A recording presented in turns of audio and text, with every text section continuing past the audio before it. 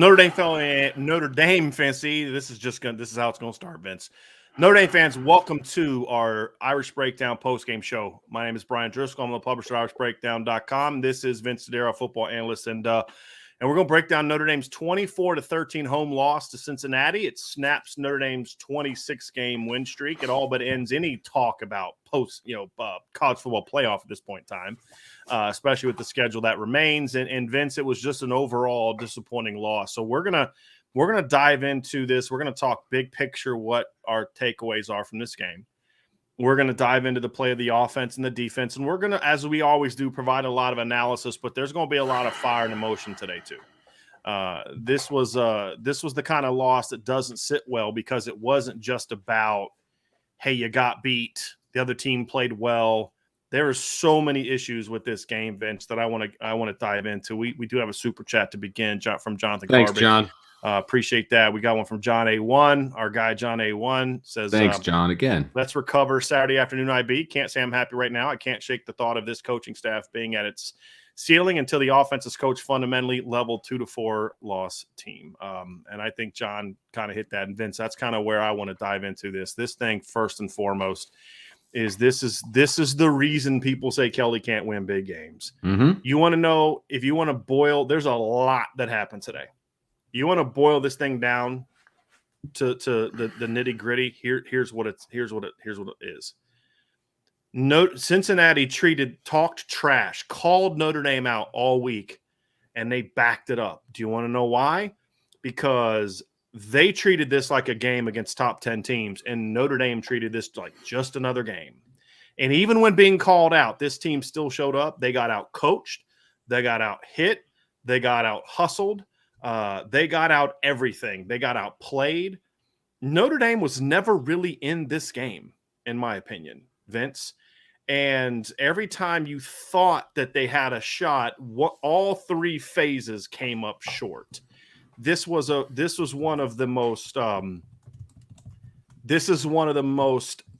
embarrassing, in my opinion, of the big losses that Brian Kelly's had. This is the first one, in my opinion, that came at home. Number one, but at this point in time too, Vince, it comes down to the fact that this was a team that was woefully unprepared to play in a 10 versus 10 game. And I'm going to say something else. Cincinnati is not a top 10 team. That's what makes it even worse. Can I talk now? Is that where we're at? Because okay. This was the result of when you have a completely unprepared team from top to bottom. Mm-hmm. This is the result. And you can start at the top with Brian Kelly, and that's fine. He deserves everything that comes his way. You can talk about both coordinators. They deserve everything that comes their way. And you can talk about the players, because I saw no leadership today. I saw no leadership in that, hey, they're talking trash about us. We need to back it up with our play. I don't care what coach is calling. We're going to make the best of whatever play comes in, whatever scheme comes in. We're going to make the best of it. We're going to fly around. We're going to be, emotional. We're going to do this thing. I saw none of that at any point in the game, to be perfectly honest with you.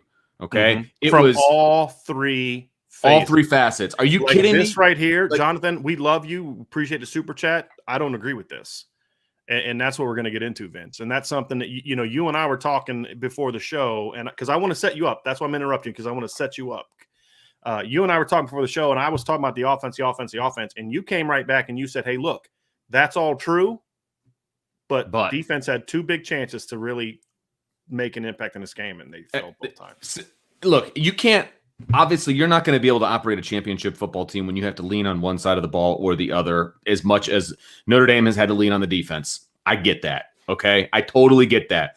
But you also can't let Cincinnati drive down the field and hit wide open receivers down the middle of the seam, multiple times on the same drive, okay? You can't let Desmond Ridder throw up a jump ball if you're Kyle Hamilton and not locate the ball and have that touchdown. You cannot allow that. You cannot allow Cincinnati to go down and score a touchdown, which flipped the field with a long pass. Okay. You cannot allow that when it's a one-score game. You just cannot do that. And look, I am not putting it all on the defense. Okay, that is not what I'm saying. The defense is okay? the only reason he's even competitive. Absolutely correct. The defense had a chance to win this game, though. They had a chance to get the ball back to the offense, which was rolling to a degree. Partly thanks to the defense. Okay, yes, absolutely. But look, the offense chalked up 10 points right off the bat to Cincinnati. And that's not on the defense. They did the best. They did the best that they could, in those first couple of drives with the 3 turnovers and all that, right? I don't put that on the defense. And then they give up the long touchdown drive. So, okay, the defense gave up 7 points. Okay, I can live with that. But when it's nut cutting time and the game's on the line, you can't give up that touchdown drive. At the very least, you can give up a field goal. Right. It's still a 1-score game. You still get your offense a chance. Right. Okay. But you cannot give up a touchdown there. I was so disappointed in the defense today because I was riding high with the defense. I thought they were going to, if anybody was going to bring it, it was the defense. And they didn't. They didn't enough. Okay. Fair. And part of me is that's the problem with this football team is they are not good enough right now in any way to me, this is a team that was not prepared to play in this game. And there's no excuse for that. If we were sitting here saying, you know what, I'll admit I was wrong about this talent group or that position group or this or that. Absolutely. I'll own that if I say that. I'm disappointed by certain aspects of this team, but what I saw today as a coach was offensive. And it was offensive from the standpoint of this was a team that in all 3 phases of the game walked down on that field today like they were playing Bowling Green. And it was no emotion. And this is freaking college football. This is not the NFL where you can go 9-7 and still make it to the Super Bowl, which we've seen plenty of times. You can go 10-6, lose 6 games and still make the playoffs. You got to show up every week. And and I've been complaining about this for years. I'm not going to be one of those guys that says great things. And then when things go bad, I bring up stuff that I've never talked about before. Well, we're going to focus on today are a bunch of things that we've been talking about for a while. Yeah. And Brian Kelly's complete unwillingness to treat a top 10 game like a top 10 freaking game. It's not every game's the same. It's not. It's not all a business trip. Anyone that says that is flat out and has never played or coached football or never played in a big moment. It is not. Any sport, you can tell for that your matter. players, Any sport. If you tell your players that, you're actually bringing them down. Right. And that was the one thing that I think made Lou Holtz so great. There was a reason Lou Holtz was so good in big games. Because and you talk to anybody that played for Lou Holtz, and they'll tell you the same thing. Like, we knew it was different. But like Brian Kelly fights against that. Right, exactly. And the fact that Cincinnati and here's where I was wrong. We talked about how this is the concern about Notre Dame heading into games. We talked about that during the week, right? The problem, however, is that where we were wrong, Vince, dead wrong, and this is the point you brought up about leadership. I thought that the fact that Cincinnati was calling them out and Brian Kelly plays it on the Jumbotron, I thought that was going to have this like, hey, this is going to overcome the fact that you don't take big games seriously.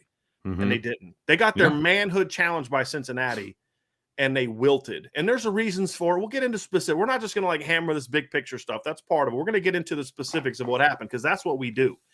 But as a football coach, that is when I've ever been the most disgusted. I honestly don't get mad when it's about a lack of execution. You know what? I can fix that as a coach. If we don't execute, that's on me. I got to fix that. When you come out and you play the way that you did, and you just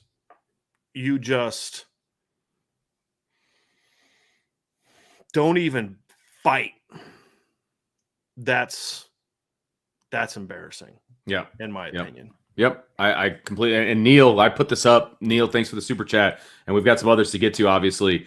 But Neil hit the nail on the head, in my opinion. Name me one player on this team who did their job all game. You can't. Every person on the team, including the staff, owns this loss. We got beat. Yeah, you did. You got beat by an inferior team, and I'm sorry, but it's true. You got beat by an inferior team. Yes, and and like I said, there's blame to go around. How do you miss a PAT? How do you miss a PAT? Cincinnati played that good. I don't. Right. I don't think Cincinnati played that well. I was not that impressed with Cincinnati. That's why I was sitting there thinking to myself, they're a good top 20 caliber team, Vince. Sure, but I'm sitting there the whole game, and I'm thinking to myself, well, Cincinnati's not doing anything amazing. Notre Dame has plenty of opportunity to come back. They just kept shooting themselves in the foot. They kept turning the ball over. They kept, Notre Dame lost this game for themselves. They lost the game, period. And Cincinnati took advantage of Notre Dame's mistakes, period. That's what I saw happen. And I will also say, look, I said the coordinators deserve as much blame as anybody else, and I'm talking about both of them. And I have been a huge Tommy Rees fan as far as the game plan and the play calling has been concerned, but there were some issues. There were some major issues for me in this game. And Brian and I were going over them as I was driving home. I've got major issues with the play calling. There was, even on that last drive, I realized you're down 2 scores. Certainly didn't look like it. Yeah. I mean, you're calling run plays up the middle. You're not going. You're huddling at times. Like what is happening? What is? Do they not know what the score is? You need more than a field goal here. You know, no urgency on that drive. None. It felt like they were just trying to get a score, just to make it close. Maybe get a field goal and maybe you can onside kick it or whatever. There's no urgency, but that's how they played the whole game. There's no urgency the whole game. Right. And Mark, thank you for that super chat, and thank you for a lot of the other super chats we pulled up but didn't address. Golden Domer says, this is my first super chat. Thank you for that. And I love everything you guys do. This game sucks because I felt so confident that this would be like Clemson last year and play our best ball of the season and defend our house. Vince, I said something in our we have we have a game chat on the Irish Breakdown board, and I went on there about 10 minutes before kickoff, maybe 20. And I said, I have felt good about this game all week, but I just woke up this morning with a pit in my stomach and just didn't feel good today for some reason. And now we see why. I mean, the part about this is just, again, I just come. Thank you for that, Daniel. Appreciate that very much. This was not a great Cincinnati team. It's not. And I feel like there's a lot of misplaced anger about what the reasons are, and there is no one reason, and we're going to get into that. And there's some things that have been said that we're going to get into about this game. But at the end of the day, Notre Dame got outplayed. Right? Well, let me begin. I'm sorry. They got out coached. Start at the top. They got out prepared. Cincinnati had a better game plan. They were more emotionally prepared than Notre Dame was. They were more schematically prepared. Mike Denbrock was the best, to me was, what did a better job than Notre Dame's OC. And I thought Mike Tressel did a really good job against Notre Dame today. Basically saying, you're not going to beat us with deep balls. You're not. You're going to have to put together long drives to beat us. And Notre Dame said, okay, you called our bluff because we can't. We'll just run it up the middle a few more times. Special teams was a problem. I mean, think about it. You have offense was bad. Defense had just didn't come. Defense was the only reason this game was close. Right. They played well in spots. Right. But defense also had their chances to do even more, and they didn't. Special teams, you have a fumble. You have by Chris Tyree, who just took us off the ball. Again, lack of focus. You have Ramon Henderson turning a potential possession in the second half when the game, like third quarter, game's still close. You force a punt. Defense does its job. You get a nice return. Take over at midfield. Past the 40 for sure, and then you get a second penalty on special teams from a Ramon Henderson, who just to me has not made a single play all year. I don't know why they keep throwing him out there. And I know why, because Brian Polian recruited him. And so it just, to me, you miss an extra point. You pull it left. I've seen extra points where your timing of your kick is good and you just kind of push it right. I don't know the last time I've seen a guy just pull an extra. He point. Completely leg whipped that thing, and it was a line drive to the left. I mean, the ball was spinning like this. Wasn't like even close. I just that one, and I'm not blaming the whole game on a missed PAT. But that sucked the wind right out of the stadium. Like, okay, hey, here we go. It's going to be a 3-point game. Notre Dame's got an opportunity. I think there was 8 minutes left when they scored that touchdown. It was a huge play by Braden Lindsey. Finally got off the schneid. Okay, all the mistakes that were made, Notre Dame has an opportunity here, and they miss an extra point that gets made 9 times out of 10 in a high school game. It just blows my mind that that's the kind of thing that just went down. And look, You made a point earlier that we're not going to hammer guys that we refused to hammer in the past, or things like that. Look, we've hammered Jonathan Dorr. He's a head case. That is not a a new and thing. you have a guy that leads the special teams that is the exact worst possible coach to have with a kid like that. Right. And that's how kickers tend to be. Right. Absolutely. And so that was devastating. I mean, there was just so many things that we could talk about that were devastating. Yeah. So and somebody else made a good point too. Cincinnati missed 2 field goals in this game. It could have been worse. Absolutely. It could have definitely been worse. That kid was terrible too. Yeah. I mean, how do you miss? I mean, those were layups. Those were chip shot field goals. You can't miss those field goals. And he's lucky that Notre Dame didn't come back, because it would have been, I mean, partly his fault, because they drove down into the red zone. It's pretty dang close to the red zone anyway. Or what do they call it? The blue zone or whatever. I mean, they were there. They were in field goal range, and he hooks both of them, or pushes. I can't remember what he did, but either way, it was bad. And so special teams for both teams were not very good. But yeah. So you want to let's go offense. What? Yeah, no, I'm reading Mike's super chat here. Yeah. Thanks, Mike. Really appreciate it. Says Kevin Austin, guys. That was tough to watch. It was. He dropped a few balls, bad balls. I mean, it was bad. It was bad. You can't drop that one in the middle. I remember watching that play, and not Tyler Buckner. Drew Pine is doing his thing back there, and he's buying time. He's doing what he needs to do. By the way, it was great blocking, but it was 3-on-5, so they should be able to do that. Times it was 7-on-3. Right, exactly. So, but he had time. He bought it. He found a wide open guy, and it just just dropped. I mean, and clearly he took his eyes off of it. I get it. But you got to secure the catch, man. Don't worry about running after the catch. Mm-hmm. Secure the catch. And that's just elementary wide receiver stuff. And we've seen it a few different times now throughout the season, and it's not okay. You can't drop the gimmies. Right? That was a gimme throw. It was right there. There's nobody on you. There's nobody anywhere near you. You cannot drop that. You can't. And I love Kevin Austin. And he's a great player. But he loses focus at times. And he lost focus today. Yeah. Let's begin first talking. Let's just get into the quarterback conversation. Okay. All right. Let's do it. This is the frustrating thing that I saw today. Number one, there's people saying, would Notre Dame have won if they'd have pulled Jack Cohn earlier? No. Did you watch the second half? Notre Dame had 1 touchdown drive in the second half. One. Okay. And this first touchdown was set up because your defense gave you a short field. That's the only reason you did that. Yeah, that's true. The fact of the matter is Jack Cohn has not. Here's what I wrote in my post-game observations. Okay. Jack has not been given an opportunity to be successful this year. For many plays. The problem that Jack had today, however, and it's the same problem he had last week, and we talked about this, and the same problem he had against Purdue, is he has allowed that to get so inside his head that even on plays where there are guys there to hit, he's not hitting them.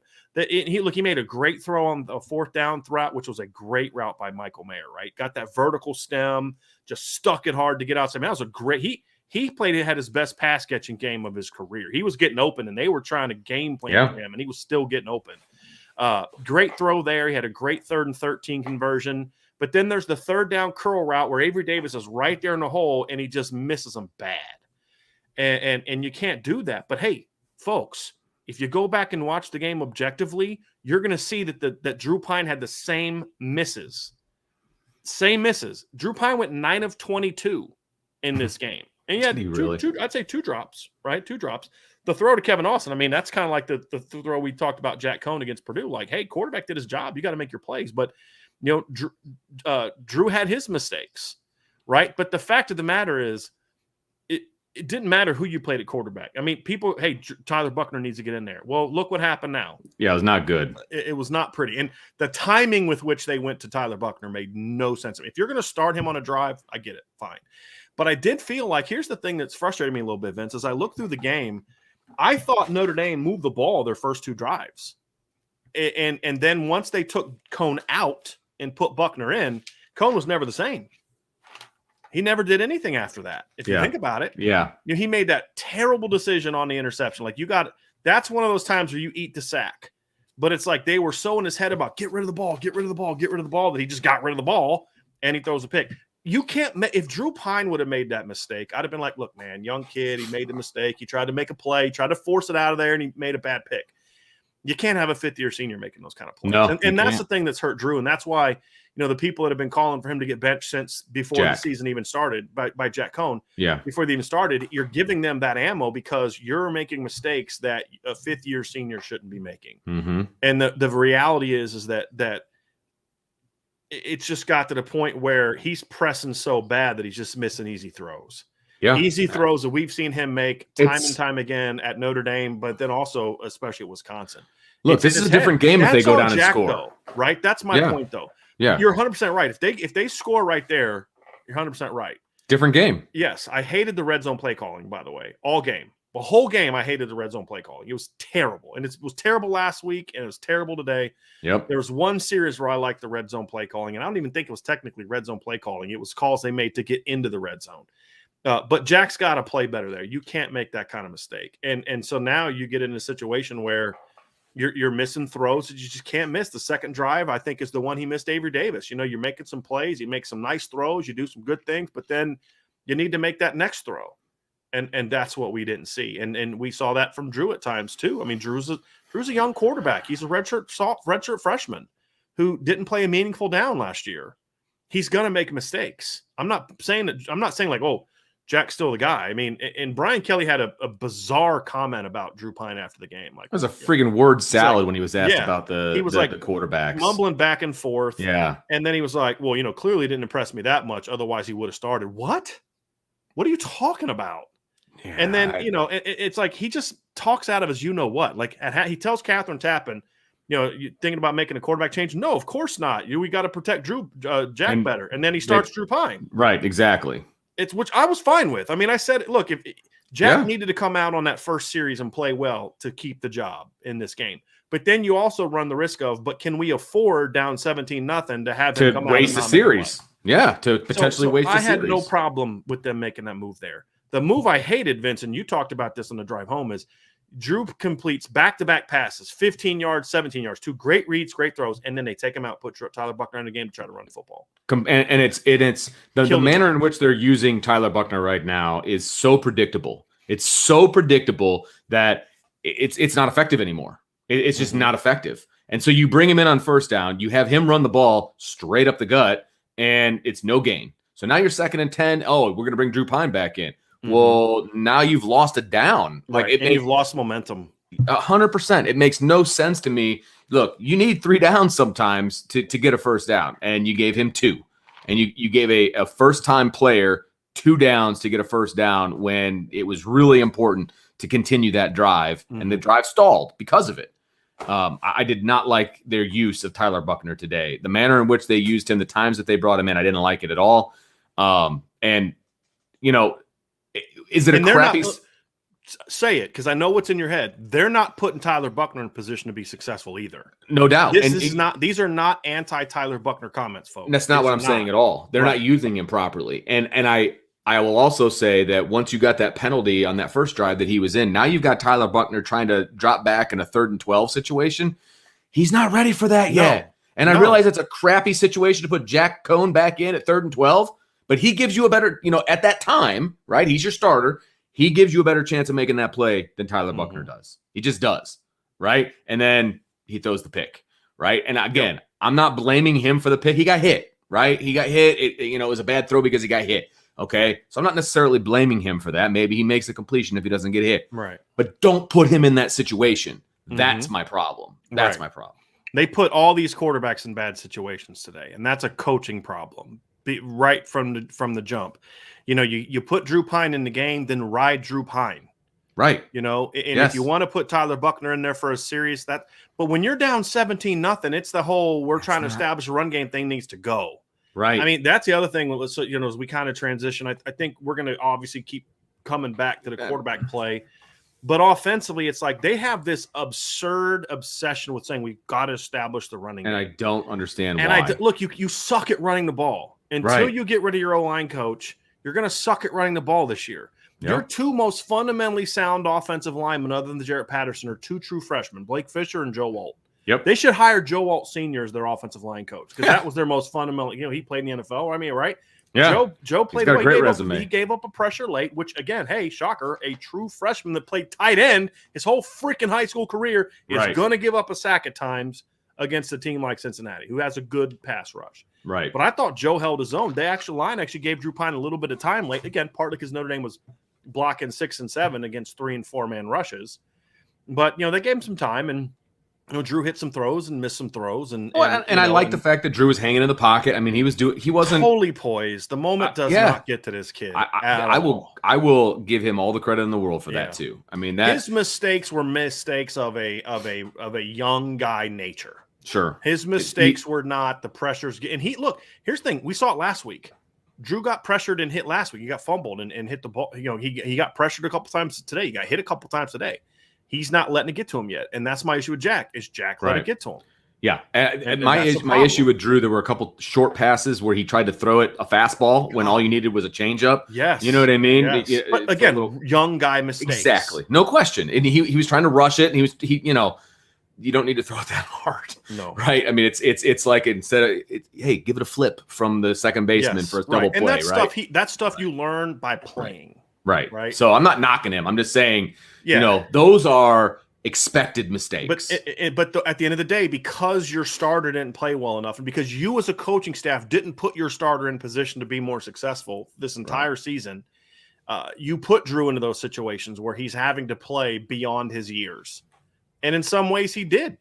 Yeah. It's like, for example, a mistake that Drew made on the first touchdown drive, I think, which was one of the better series they had, I thought. Well, no, or was it the second touchdown drives?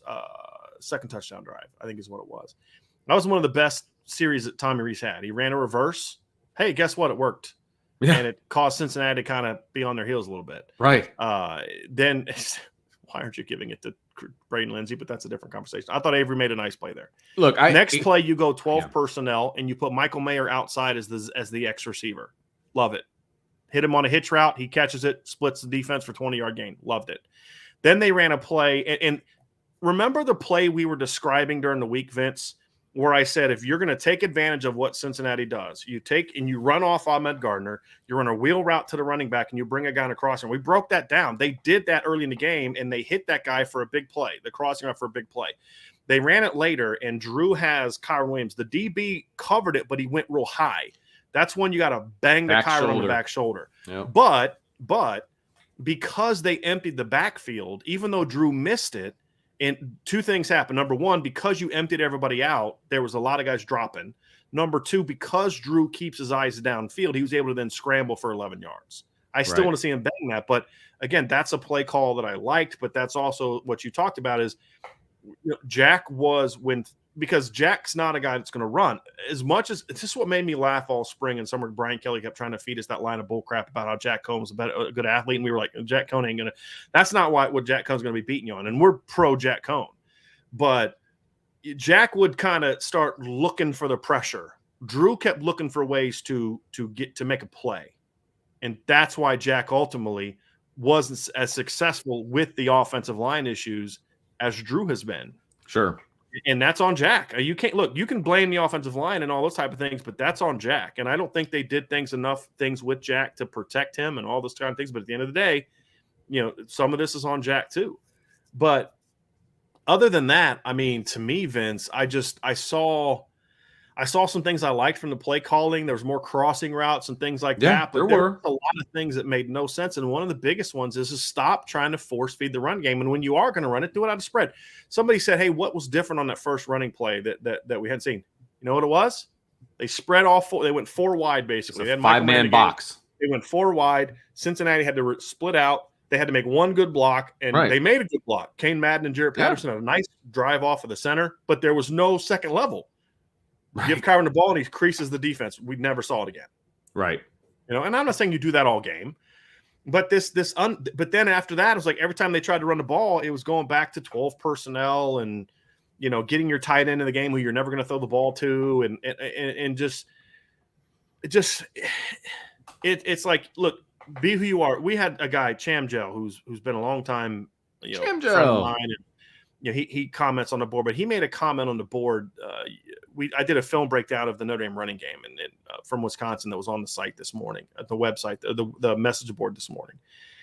And one of the things he said is, LSU kind of struggled to run the ball. So what they did in 2019, so what they did is they just started saying, hey, they emptied it out and they started spreading the ball around. Now, again, Notre Dame doesn't have Joe Burrow. They don't have the receivers that LSU had. However, they don't play anybody like the SEC West teams that LSU played in 2019 either. And it's like the point he was making was you look at what your team does best and you say, let's build around that. And what this team does well is getting Kyron Williams the ball in space, getting Chris Tyree the ball in space, getting Braden Lindsey the ball in space, getting Michael Mayer the ball in space, getting Kevin Austin the ball down the field. I mean, this is a team that, heck, Lorenzo Styles went in there and finally got a chance, and he made a play. Imagine that. A freshman receiver, when given the opportunity on a 3rd and 8, can go out and make a play. Who knew? Right. Who knew? Deion Colsey did some nice things today. He never got the ball, but he worked himself open a couple times. This is not an offensive talent problem. This is a poor coaching problem, a poor scheme problem, and a failure to execute. And a group of players that are not prepared in a way in practice to execute. Right. That is so clear. The fact that the offensive line in Game 5 had their worst performance, the first half performance by this offensive line was, I would say, the only offensive line performance that I've ever seen that equals as bad as that was the 2008 at BC. Remember that? When B.J. Raji was just taking Eric Olson and the offensive lineman and driving him into the quarterback the whole game. That's the only other time I can remember a performance that bad. Then they were going 13 personnel and getting driven off the ball. Right. That's one back 3 times, by the way. But they just kept – I don't get it. You have to explain it to me why they stubbornly continue to force feed the run game. And again, I don't mind forcing the run game, but do it out of things that you're good at. Yeah, Stop putting George Takis on the field if you're not going to let him catch the ball because he's not a good enough blocker to justify doing it. You do not have Tommy Tremble on your team anymore. You're putting Mitchell Evans in the game and he's getting his butt whooped. That's not on Mitchell Evans. Kid played freaking quarterback in high school last year. And you're asking him to go block in a game against a top 10 opponent or a top 20 caliber opponent, right? If we're going to be honest about what we think Cincinnati is. That's not on him. That's on you as a coach to do that. You're telling me it makes it in any scenario, it makes more sense to you to have Mitchell Evans on the field than name any skill player that Notre Dame has right now. And that's not a shot on Mitchell Evans. Mitchell Evans was a quarterback in high school last year. Explain that to me. You can't. You can't explain it to me.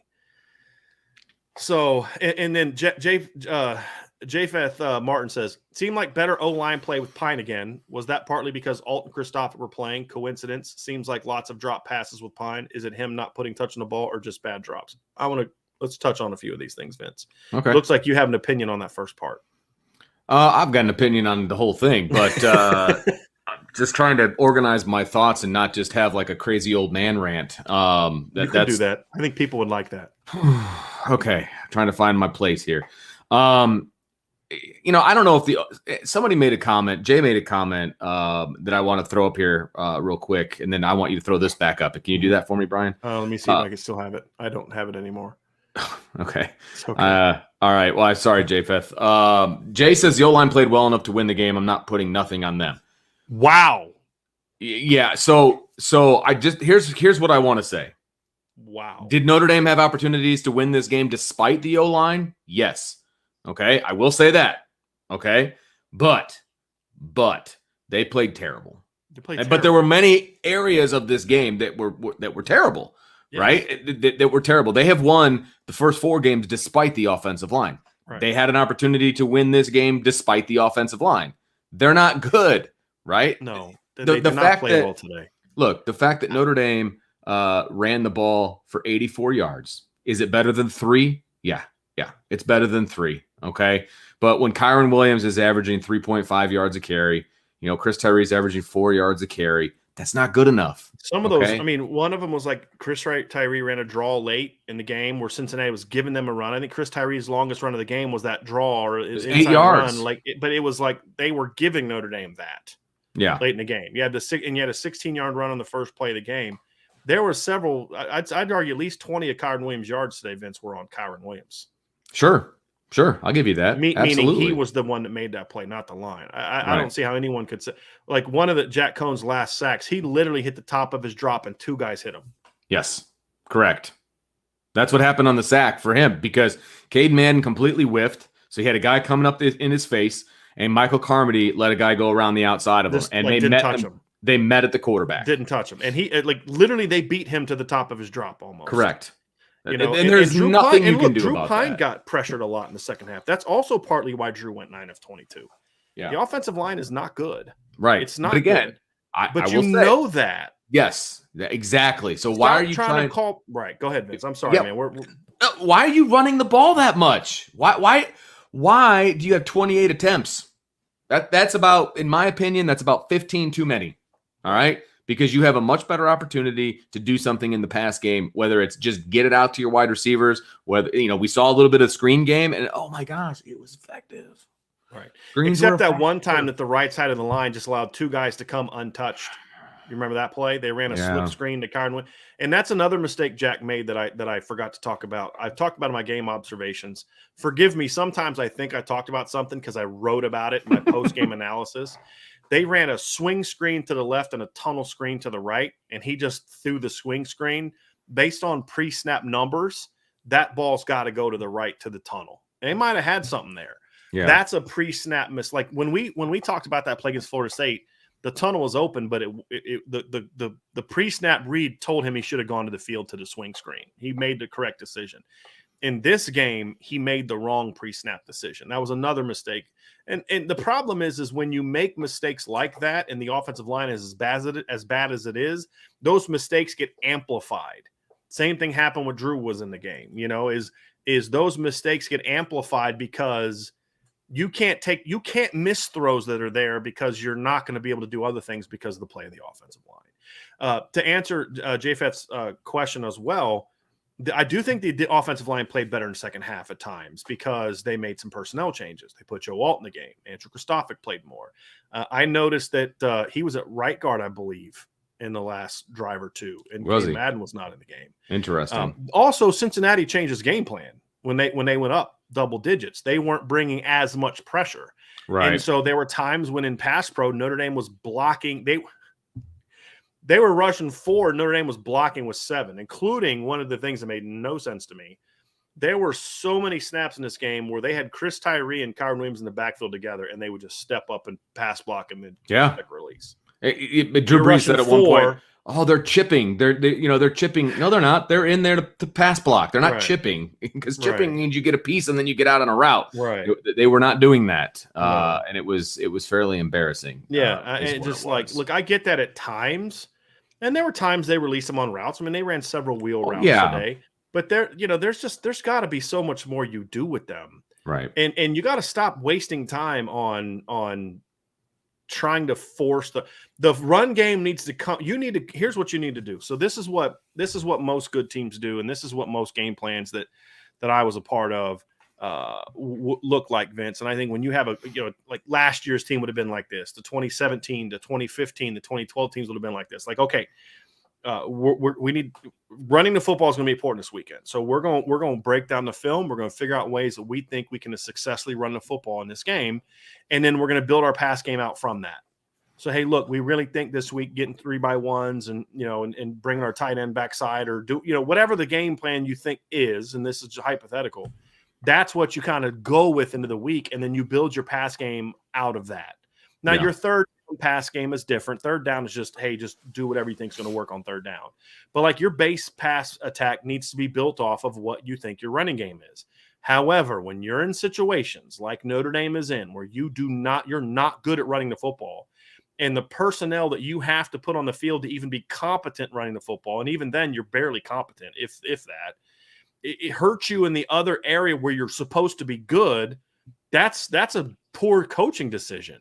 Right. And Notre Dame needs to completely reverse this. And we talked about it, a couple weeks ago. They need to reverse engineer their offense. They need to say, okay, what can we do to effectively throw the ball this week?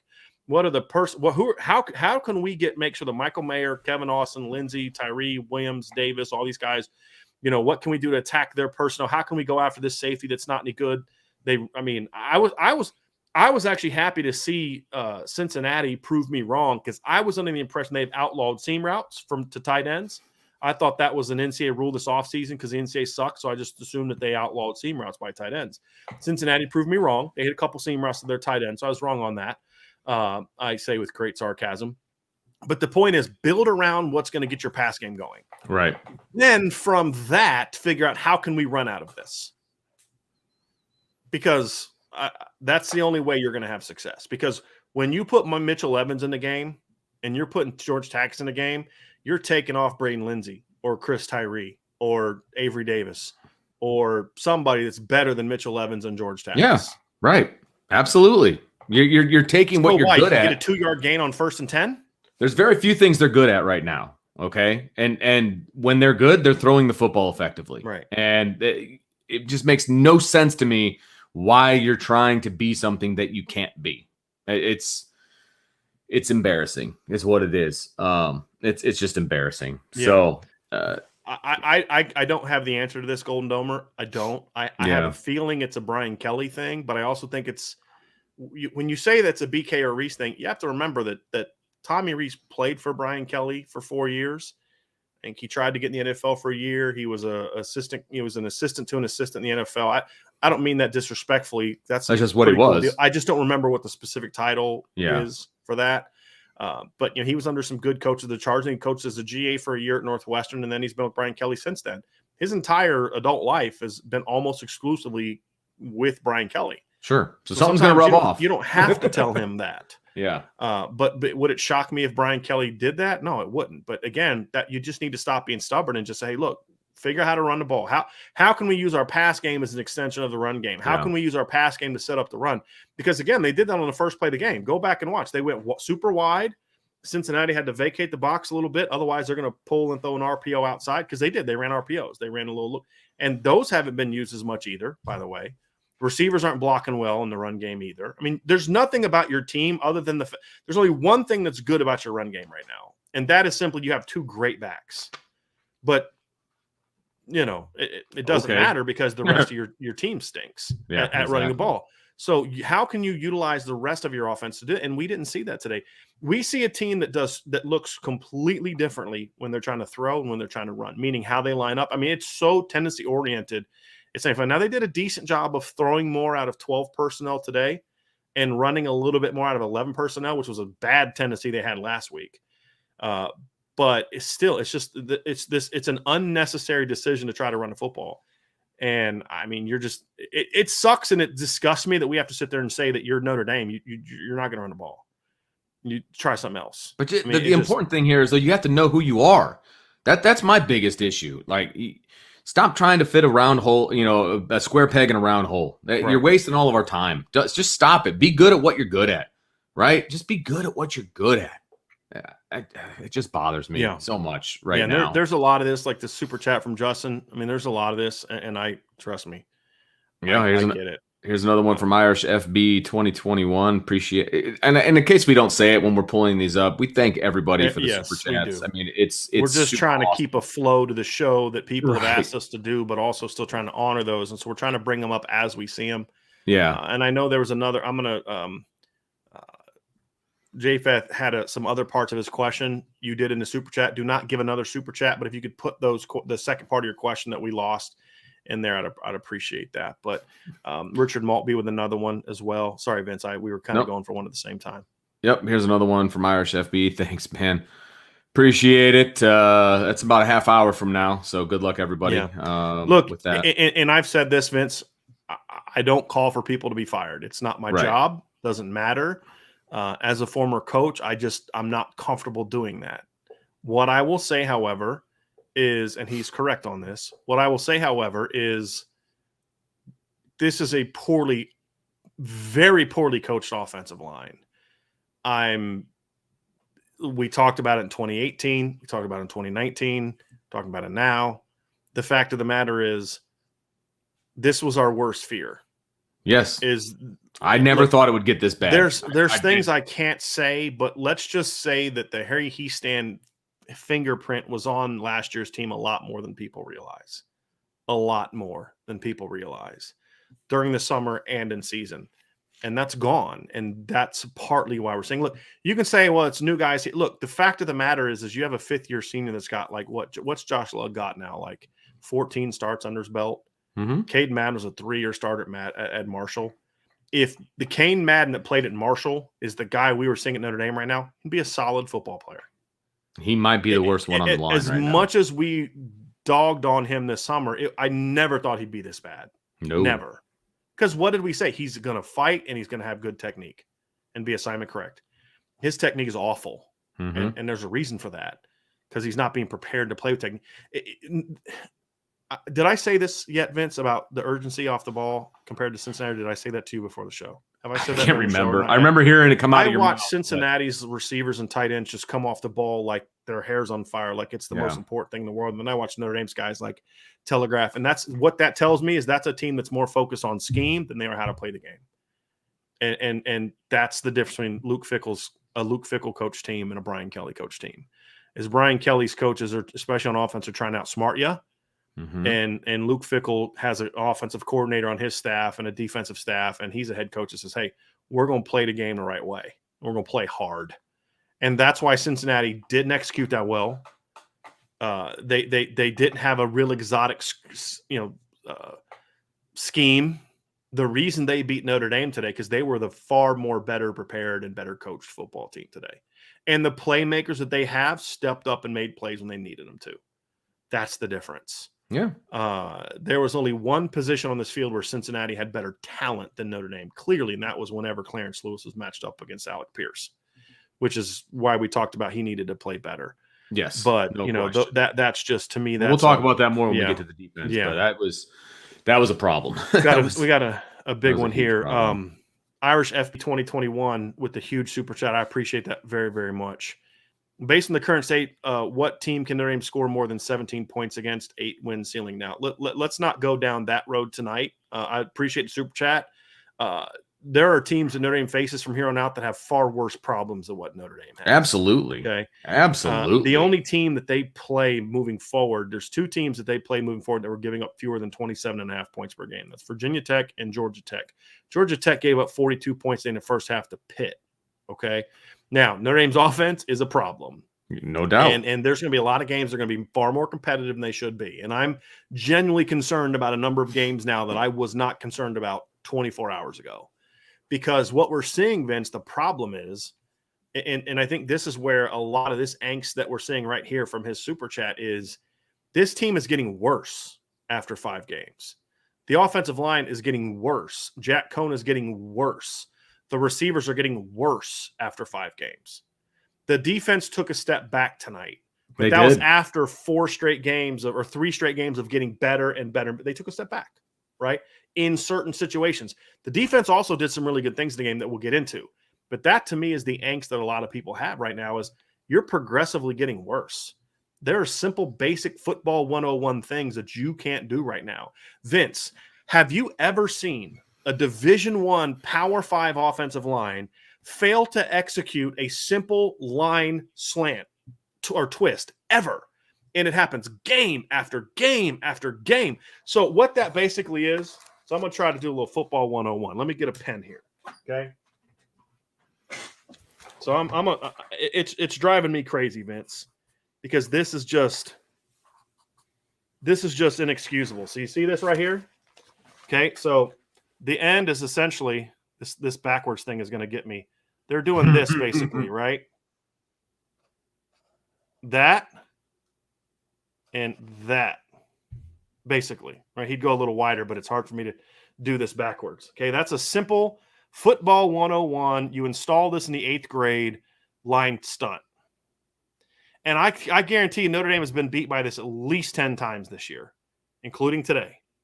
And they have no clue how to handle it. They have no clue how to pass that off.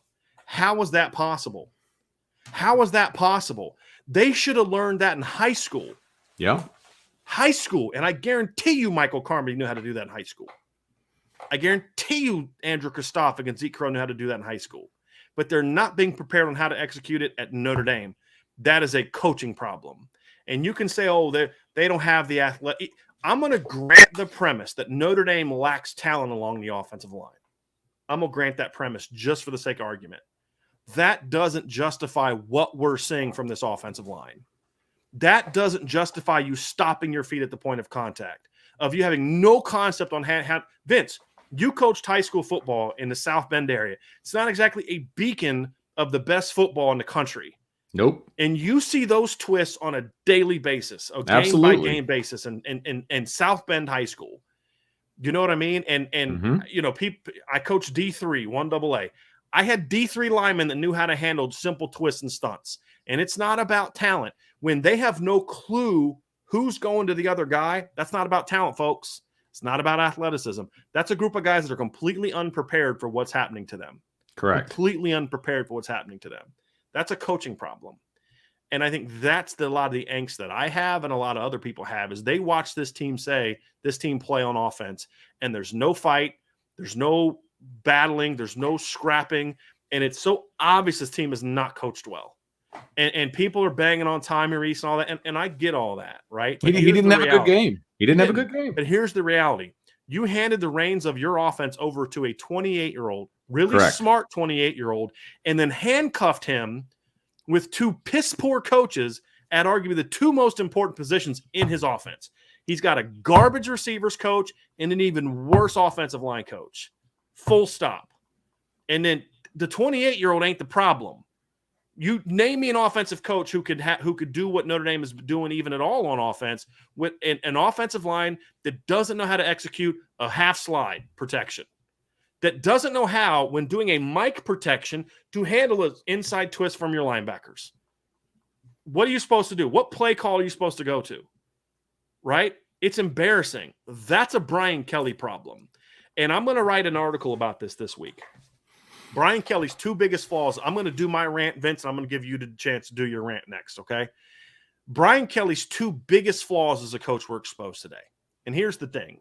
You can tell me all you want that Brian Kelly's brought this program a long way, and I agree with you 100%. This program is way better than it was under Charlie Weiss and Bob Davis. And I'm sick of hearing that after 12 years, okay? Because that's not the standard. The standard at Notre Dame is not to suck as bad as Charlie Weiss, Ty Willingham, and Bob Davie. I'm sick of hearing that, okay? You're in your 12th freaking year as the head football coach. Your two big problems were exposed today. Number one, your failure to admit that you made a mistake as in a coaching hire. Let's be real about something. Every coach in America makes bad hires. Nick Saban has made bad hires. Urban Meyer thought it was a good idea to have Ed Warner and Tim Beck as his offensive coordinators at Ohio State. That was a stupid move. Stupid move. But you know what he did? He changed it after 1 year. He went 24-2 in his first 2 years with Everett Withers as his D coordinator. They got embarrassed in their last two games of the year, and a loss to Michigan State and a loss in the Orange Bowl to Clemson. You know what he did?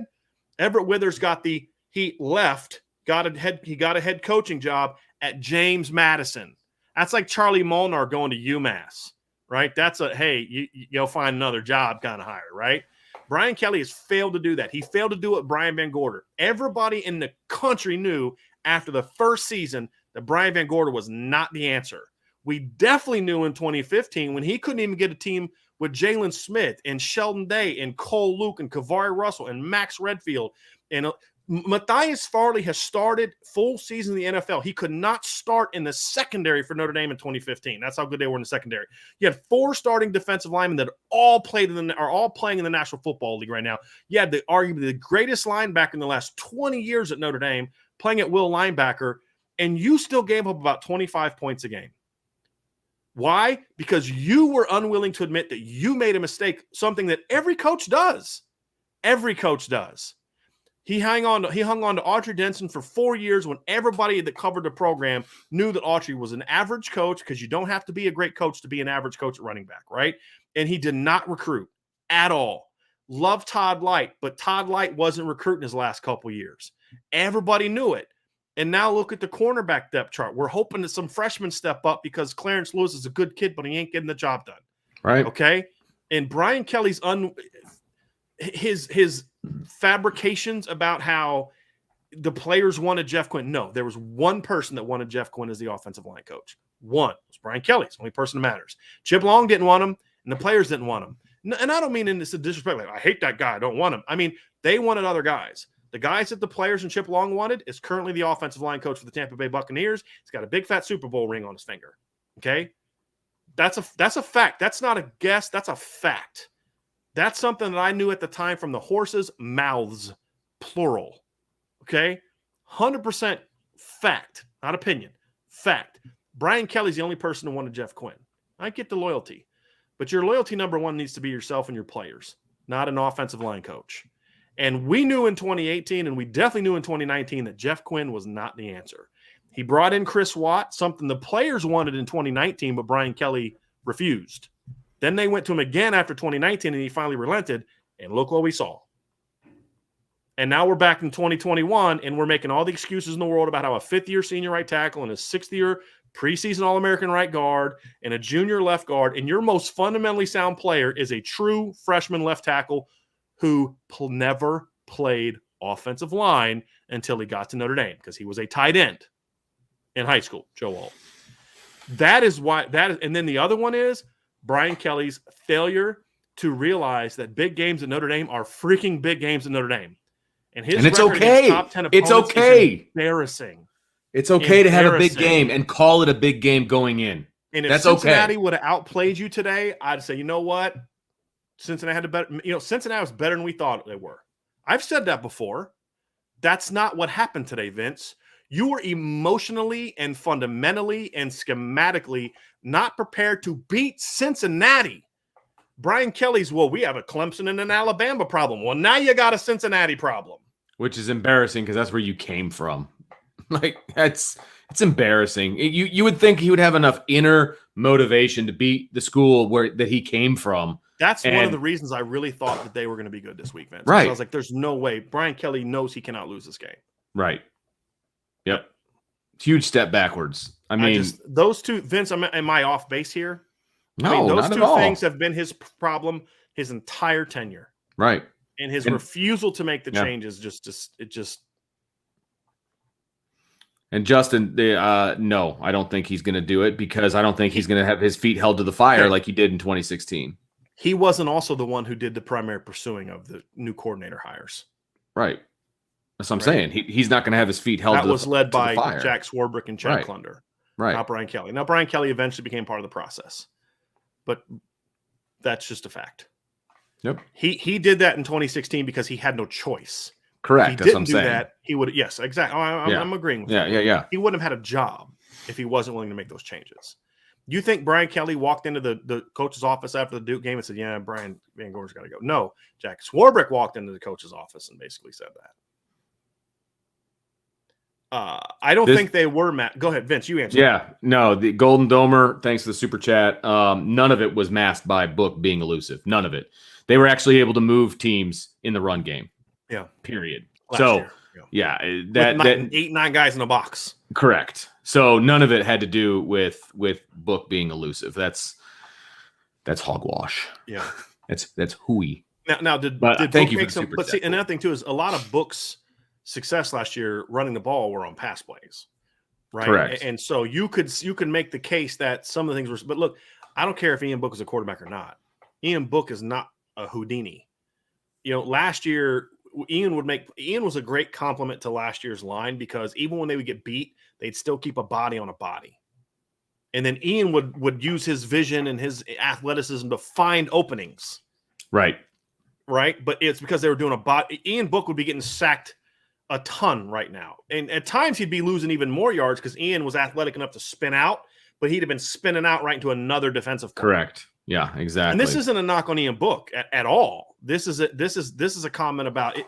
Quarterback's not the problem right now. Now, Jack Cohn's reaction to it is obviously a problem. That's a problem. But as we saw today, it didn't matter who they put in the court. They used all their quarterbacks today.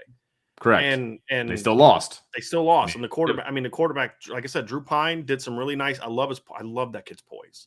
Yeah. I mean, absolutely. He just plays with some swagger, and I love all that. I get all that, but he went 9 of 22. Right. And Tyler Buckner went 0 for 2, and he had 4 rushes for 8 yards. So, I mean, none of the quarterbacks were quote unquote successful. They were 50% completion percentage. I mean, it just wasn't good. It just wasn't good. And I'm going to rattle through some of these super chats so we don't lose them, Brian. Ronald says you can't get to the 6 and not score. Not one individual did their dang job. Yeah, I'm with you. John DeCrisio. Thank you, DeCrisio. It's a soft C. Thank you very much. Christopher Slauson, too stubborn is his worst trait. I agree. Doesn't want to look in the mirror and admit that he's wrong. I mean, bottom line, he doesn't want to do that. It's hurting your football team. It's hurting your football team. Justin, perfectly executed, technically sound, Lou Holtz, tight, passion-filled rant. Brian, well done. So there you go from Justin. Thanks, Justin. Really appreciate that. Before we move on to defense too, Vince, I do feel bad because I do feel like today's performance masked 3 guys I thought played their butts off today. Well, 4, but one guy did. I thought Avery Davis played his butt off. I thought Kyron Williams played his butt off. I thought Braden Lindsey played his butt off. And Michael Mayer was a man today. I mean, that's fair. Man today. That's fair.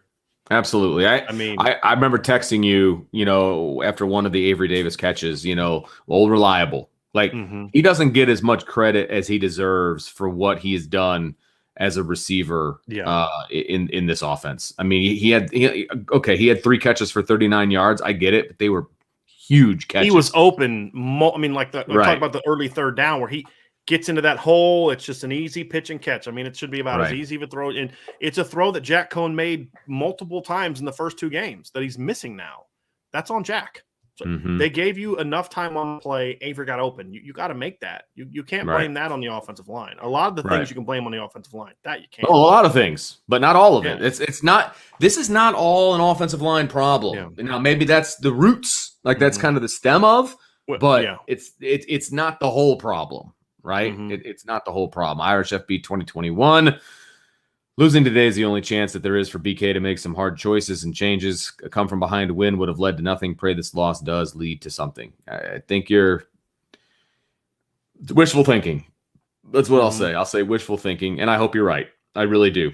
I hope you're right. There's one more super chat I want to get to before we go. Did you get the one from Corey D? Right, this one right here. Tired of BK, tired of Reese, tired of Dell, not coaching wide receivers, how to overcome press coverage, and of course Quinn. We need a new voice.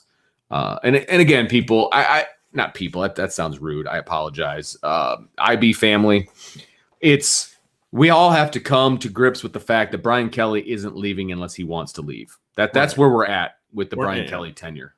It just is what it is. It's about whether or not Brian Kelly's going to make the necessary changes. Correct. Yes, absolutely. Because look, is the whole thing a Brian Kelly problem? It's part of it, absolutely, because he won't make the changes. If he makes those changes and he gets a couple of different guys in there, this team can take off. Right. They could be really good. They've got the reason I pulled this up with what you're talking about, Vince, is because I want you to take this comment from Mark, because I appreciate Mark trying to be a voice of reason, but where you're about to go, this comment speaks to, because no, it's not just about one loss, Vince. Where you're getting ready to go, and I want to get you there again. It's not about the loss. It's about why they lost and the missed opportunity that this loss. It's a bigger picture problem. It's a bigger picture problem, and that's what it represents. Look, this team could realistically go 11-1, but it's going to be the worst 11-1 team we've ever seen because they're going to go to the playoff and they're going to get smoked again. Okay, because that's what's going to happen if the offensive line doesn't get better and they make the same mistakes that they made today. Okay, they had every opportunity to win this game. They had superior players on both sides of the ball, and they just didn't make the plays that they needed to make. This is an epidemic type problem at Notre Dame. Okay, that's the problem. And we have seen regression from the beginning of the season to now offensively. That's not okay, right? There are so many issues that it's not just one. Yes, the big glaring issue is the offensive line. I completely agree with that. We have hammered the offensive line since day one. Okay. Not in a million years would I have ever guessed that the offensive line would be as bad as it is. I never. You could have told me, I would like, come on, man. There's no way that they're that bad. Like Brian and I would pick on the offensive line in 2019 for not firing off, for things of that nature, right? They were at least competent. Yeah. They were at least competent. Except against Georgia. Yeah. But the point is, they weren't getting their butts handed to them on a silver platter every single game. And that's what's happening now. The regression is of epic proportions is where we're at. And that is a systemic problem. We've seen it, and it's gotten worse year to year. That's the problem. And it's so incredibly frustrating So incredibly frustrated. Yeah. Again, this team could go 11-1. They're still favored in every single one of their games. Mm-hmm. And they're going to be favored by a lot Right. in most of these games. Okay? So the schedule is setting up nicely. The schedule Yeah. is not as hard as you thought it was. The best team you're going to play, Cincinnati, is you had at home, and they didn't even play great. I mean, Cincinnati did some nice things today. Cincinnati did not out. I mean, somebody put it up. Drew White said after the game, Notre Dame beat Notre Dame today, and that's a fact. Completely agree with that. It started on Monday. And I know that sounds homerish. I get that sounds homerish. Screw that. But we're not not. It's a fact. That. It's a fact. It's absolutely a fact. And any person that doesn't have a rooting interest either way watches that game, they'll be like, wow, Notre Dame turned the ball over 3 times, which led to 10 points. They, threw an interception on the goal line of the first drive. I mean, they did time after time after time. They allowed Cincinnati to make plays. They did. They allowed it. I'm going to get some out here real quick. If that's your opinion, then find another show to watch, because you're not going to get that accepting mediocrity crap here. I'm sorry. The acceptance by Notre Dame fans is important. No, it's not. There's other shows for you. It's not important at all. Yeah. Who cares what? That's that crowd that's like, well, look, at least it's better than it was under Charlie Weiss, as if somehow that's the standard that we should be okay with. They didn't get along real well. That's why he'll never bring Harry Heast. And Harry's older. He's had some not health problems, like major health problems, but he's getting older, and he's got some of the things that come along with being older. And I think he's kind of happy in retirement. I think he's going to kind of start doing what that guy that coached for the Giants for all those years did. He just kind of started doing clinics and working with linemen and working with young coaches and things like that. I think that's kind of where Harry is right now. Do you think that? I have no knowledge of this. Okay, so I'm just going off of. I'm trying to read your body language and what you're saying. Do you think that Brian Kelly was losing the popularity contest and didn't like it? Ooh, yeah. I think there was some of that. I don't think that was the primary reason. Okay, like Harry had complete control. No, I think there's maybe something to that. I think there are times when other people are getting the credit, and Brian Kelly does not like that. Right. That's I think how most people that have had the success he would have would be. So I don't necessarily have a problem with that. I was just curious. Where it more comes down to is Harry controlled the offensive line, and whatever happened on the offense, I mean, it was all on him. And Brian Kelly didn't really have a say on what went on in the offensive line.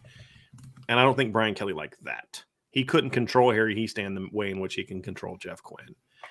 And that's just a reality of it. Okay. Rob Thidoff said, I just want to pull this up real quick. Rob said we missed his super chat. Rob, so sorry, dude. Just say, hey, look, here was my super chat, and don't give us another super chat, right? But just tell us what that was. Stay at the bottom, Brian, and find that that.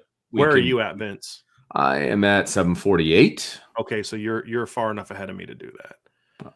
Okay, so I'm just kind of going through them because I'm trying not to lose super chats. That's why I'm kind of going. Brandon's thought I'd be calmed down by now. Nope. BK wonders why he'll never get a statue. Can't even hold Rockney's jockstrap. Always too late to make the necessary changes. And I think that's the thing is like, look, folks, it's not like we were out here praising Jeff Quinn all offseason, and the first time they have a bad game, we're turning on him. This is not a new thing. It's not like they didn't come to play today, and we are now turning on a coach that we've said always gets him ready for big games. This is something we've been talking about for years. This isn't new. And the fact that we've been talking about it for years, and it was so obvious to see that, and yet Brian Kelly still did nothing, is what is so frustrating, because this was an avoidable mistake. Losing to Cincinnati today was avoidable. Right. And again, if Cincinnati would have come out today and just played their butts off and just outplayed Notre Dame for 60 minutes, and Notre Dame battled and did what they could do, but Cincinnati was just better, I could deal with that. Yeah. Absolutely. That's what we talked about when Georgia happened today. The Georgia game, right? I mean, 2017, right? The home game. Yeah, Notre Dame played their butts off. Georgia played their butts off. Georgia was better that day. It's a great game. Notre Dame had some missed opportunities. Georgia had some missed opportunities. And Georgia was starting a true freshman quarterback for the first time. That's true. That was a really hard-fought game where the other team was just better. Yeah, that was not the case today. 2018 against Clemson, I felt like Notre Dame should have been more competitive, but at the end of the day, I still felt like overall Clemson was the better team. Alabama was better than Notre Dame last year. They just were a lot better. Today, that is not the case. Yeah. That was absolutely not the case. I don't. Thanks for the super chat. Was it Tushea Porter? I don't care that they had 13 5-year starters. That doesn't make any difference to me. I got a 6-year starter at right guard that can't hold anybody's jockstrap, let alone Newt Does he mean Rockneys. 5-year starters? They don't have 13 guys who have started for 5 years.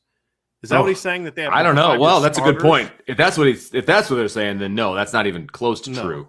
But if you're talking about 5th-year seniors, perhaps I'm wrong. Maybe. Tell me who the 13. Again, seriously, if I'm wrong, I'll own that I'm wrong. Who are the 13 guys that they have that are 5-year starters? Just so that we're clear on that. I still don't see Tom's. Here, hold on. Oh, is this it? So not an elite D.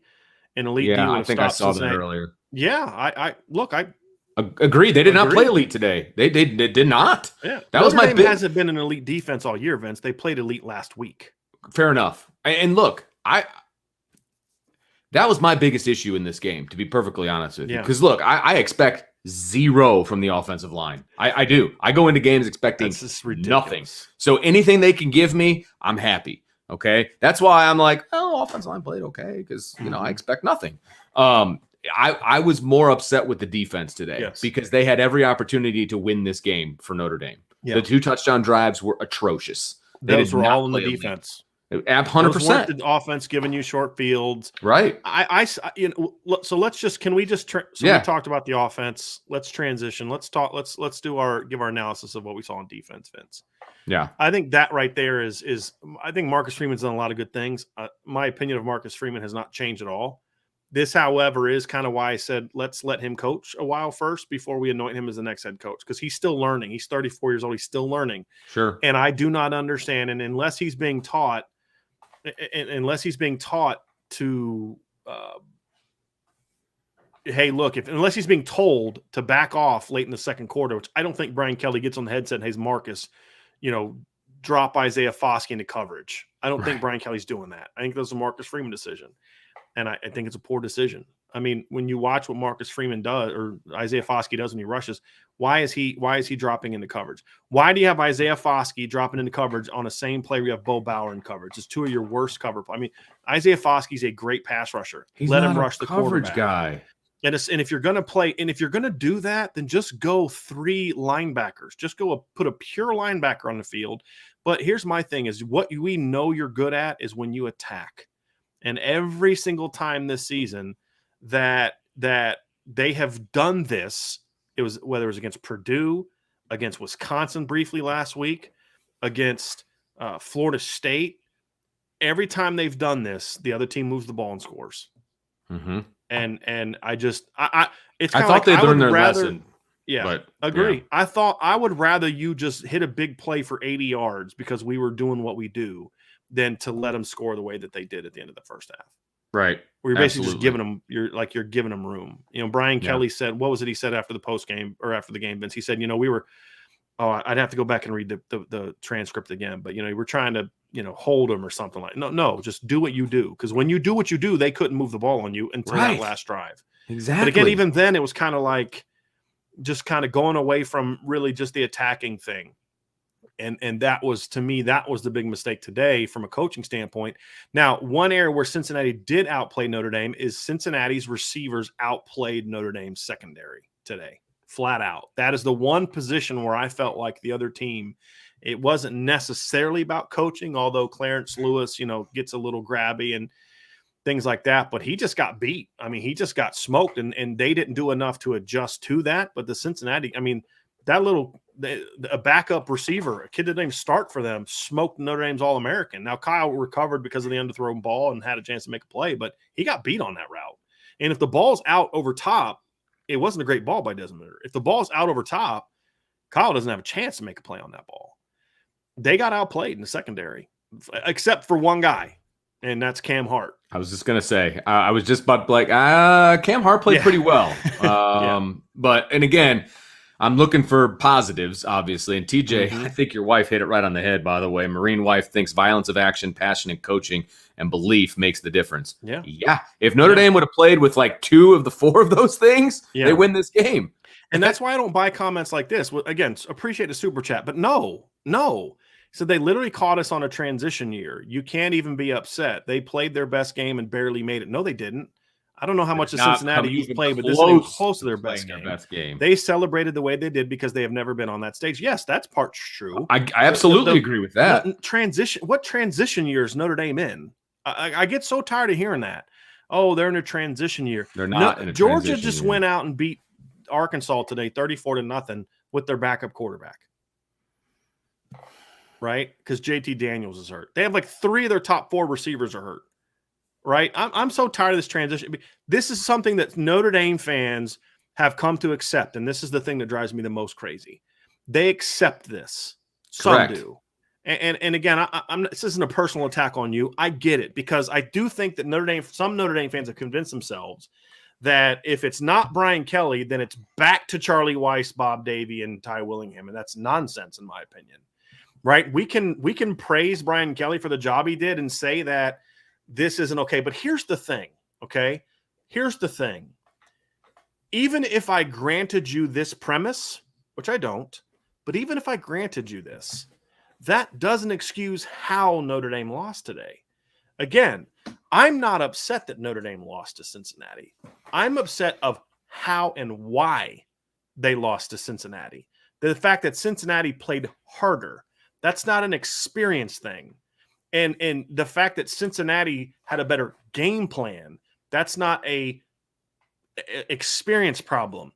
The fact that Cincinnati played with more emotion and energy, that's not an experience problem. This is not a young Notre Dame football team. It's not.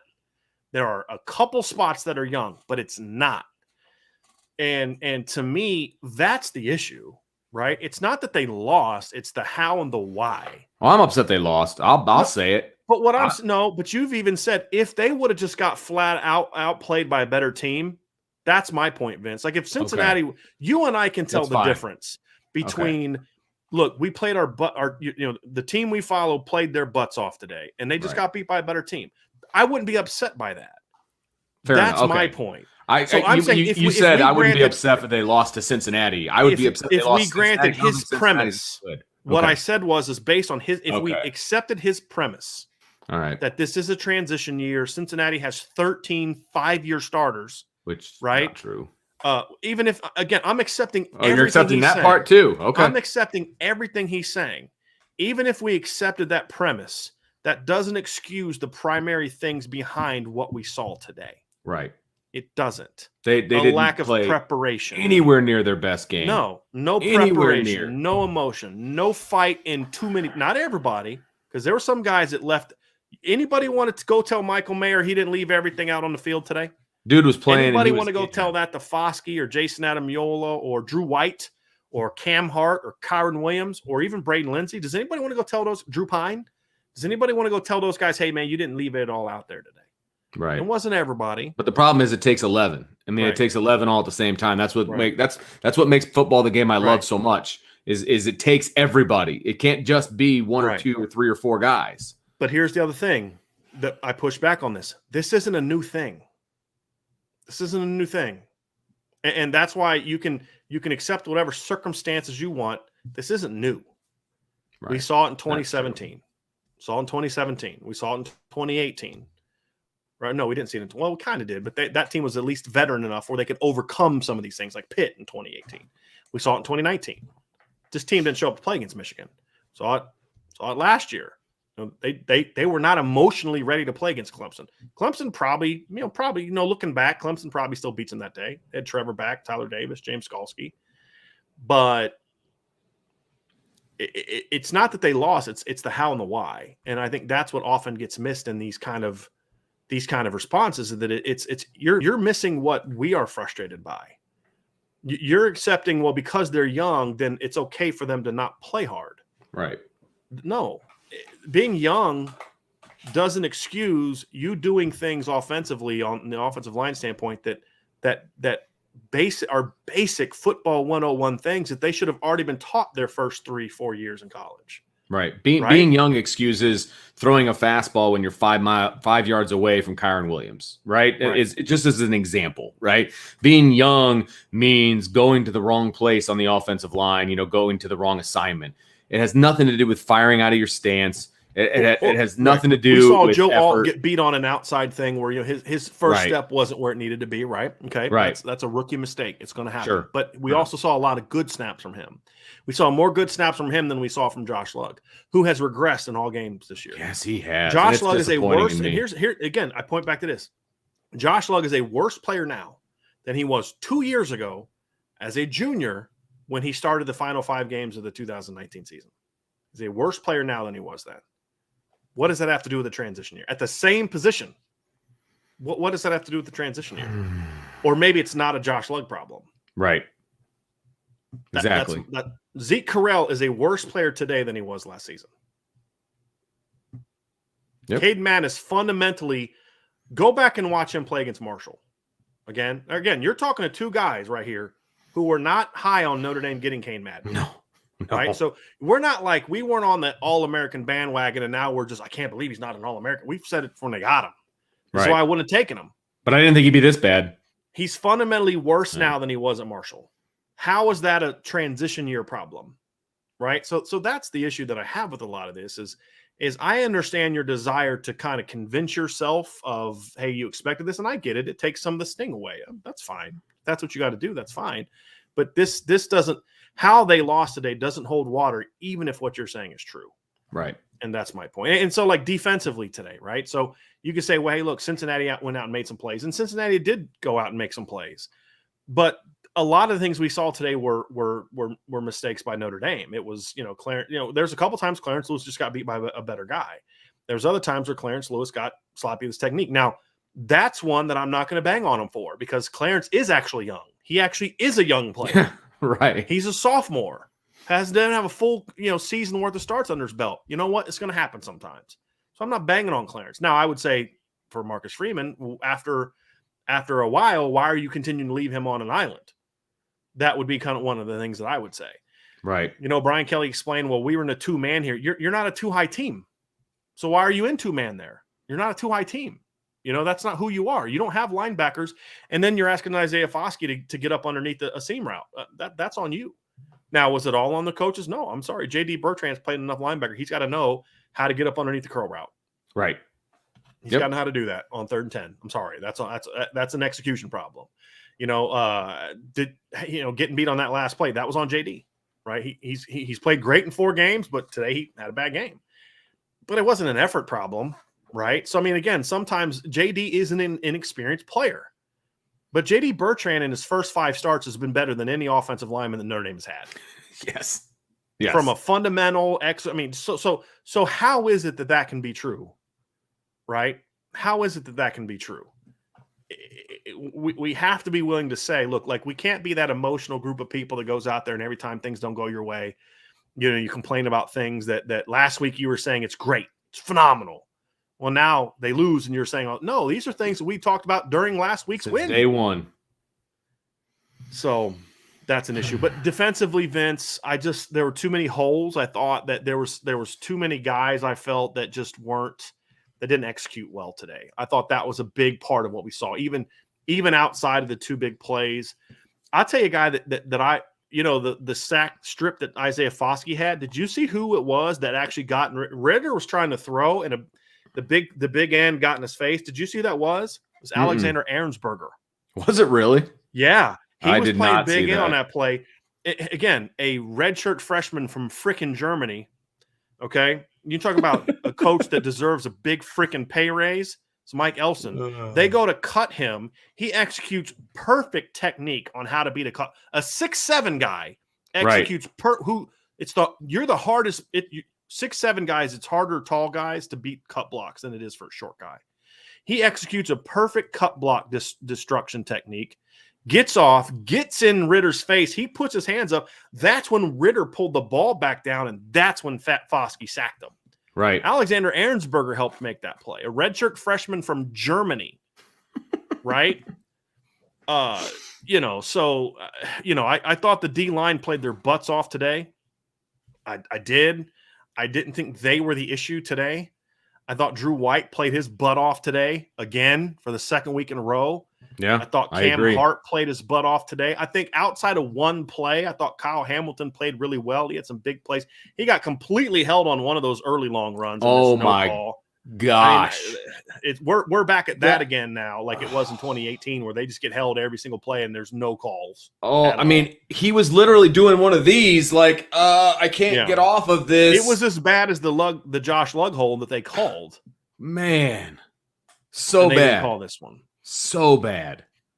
But I mean, again, that's not what lost them the game. I'm not blaming the refs. No, they actually, to be honest with you, the game. That's really the only call that stuck out to me. I didn't like the blindside block call, to be honest with you. The guy was in front of the ball carrier.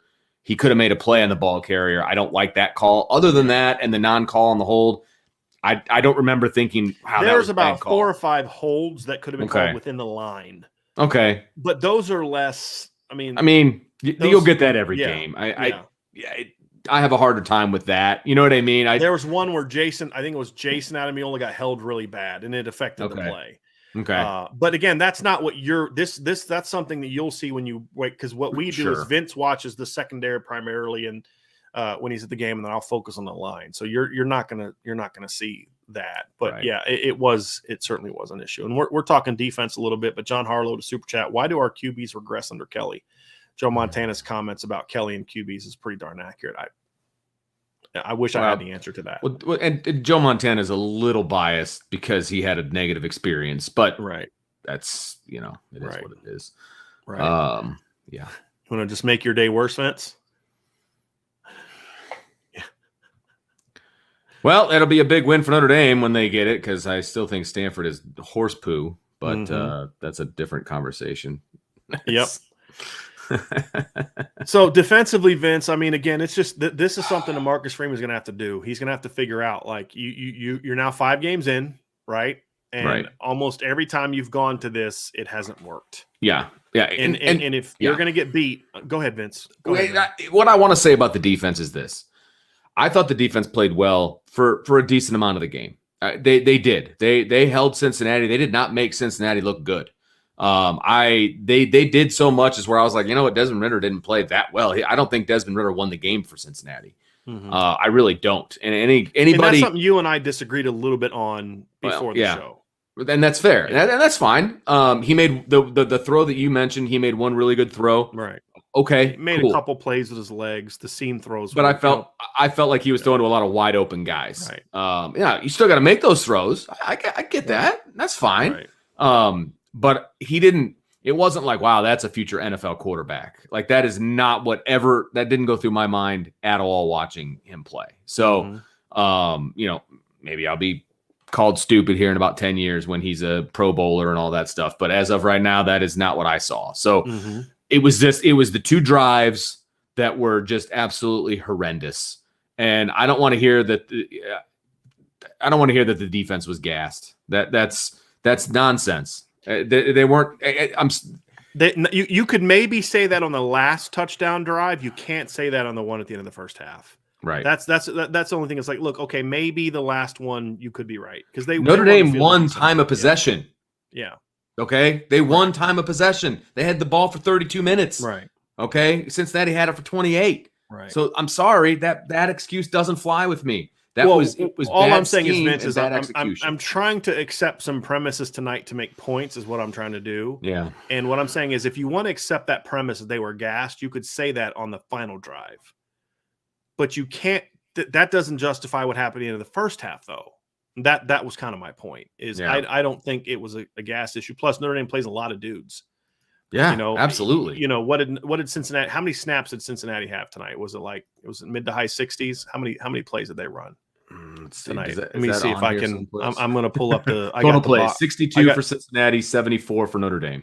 Okay, so Cincinnati ran 62 plays. There was a couple penalties. So let's say they were mid 60s, about where I said. Well, none of the front 7 guys were on the field for all 60 some of those plays. Right. That's the thing. 65 plays is not a lot at all. I mean, you're not really running a lot of plays to get into the 70s. So, again, that doesn't really fly, especially for the first 2 quarters. It just they didn't make plays. Cincinnati made plays at the end and Notre Dame didn't. I mean, defensively they got to do a better job. But the other thing that I guess I'll kind of push back a little bit on, not so much against you, Vince, just the notion is eventually, and we've seen a couple people make this comment, eventually when your defense has to keep bailing you out over and over and over again, when they have an off day, which is what they had today, at times an off day, you're going I mentioned that at the top of the show. I mean, that's putting a lot on your defense. Notre Dame, I went into this game thinking Notre Dame would win because of the defense, right? I have zero expectations of the offense at this point. And I said I would be surprised if Cincinnati scored 3 touchdowns. I predicted Cincinnati would score 24 points. I got that part right. Yeah. But I predicted Notre Dame would score 28. Didn't get that part right, And they did score 3 touchdowns. So I am a little bit surprised. But the manner in which they scored them was surprising. I mean, they weren't. I wouldn't even call them. I wouldn't call them sustained drives. I would call them throwing to wide open receivers. But tomato. That's fine. They were drives that scored, and I put that on the defense. I do. I put that on the defense. I agree, but again, I just kind of feel like at the end of the day, you can't be on every week. The expectation for you as a unit can't be that you're on every week. Like even if you go to 2019 LSU, like that offense was arguably the best offense we've seen since the 2008 Oklahoma offense, right? Would you agree with that premise? Up to that point, I mean, you can maybe argue about last year's Bama team, but I'm talking about up to that point. Sure. The defense had to bail them out against Auburn. It won like 23-20, right? I mean, don't even pull up stuff like that. I'm sorry. No, he doesn't win this game. Sorry, he doesn't. It's ridiculous. Yeah.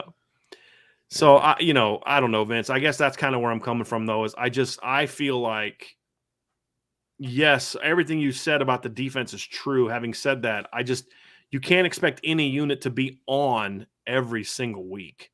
And this is now 2 weeks they weren't on. But again, I kind of throw out the first week because it was first game was an anomaly and all that other kind of stuff. But I don't know. Robert Jaworowski, why didn't you read my super chat, Robert?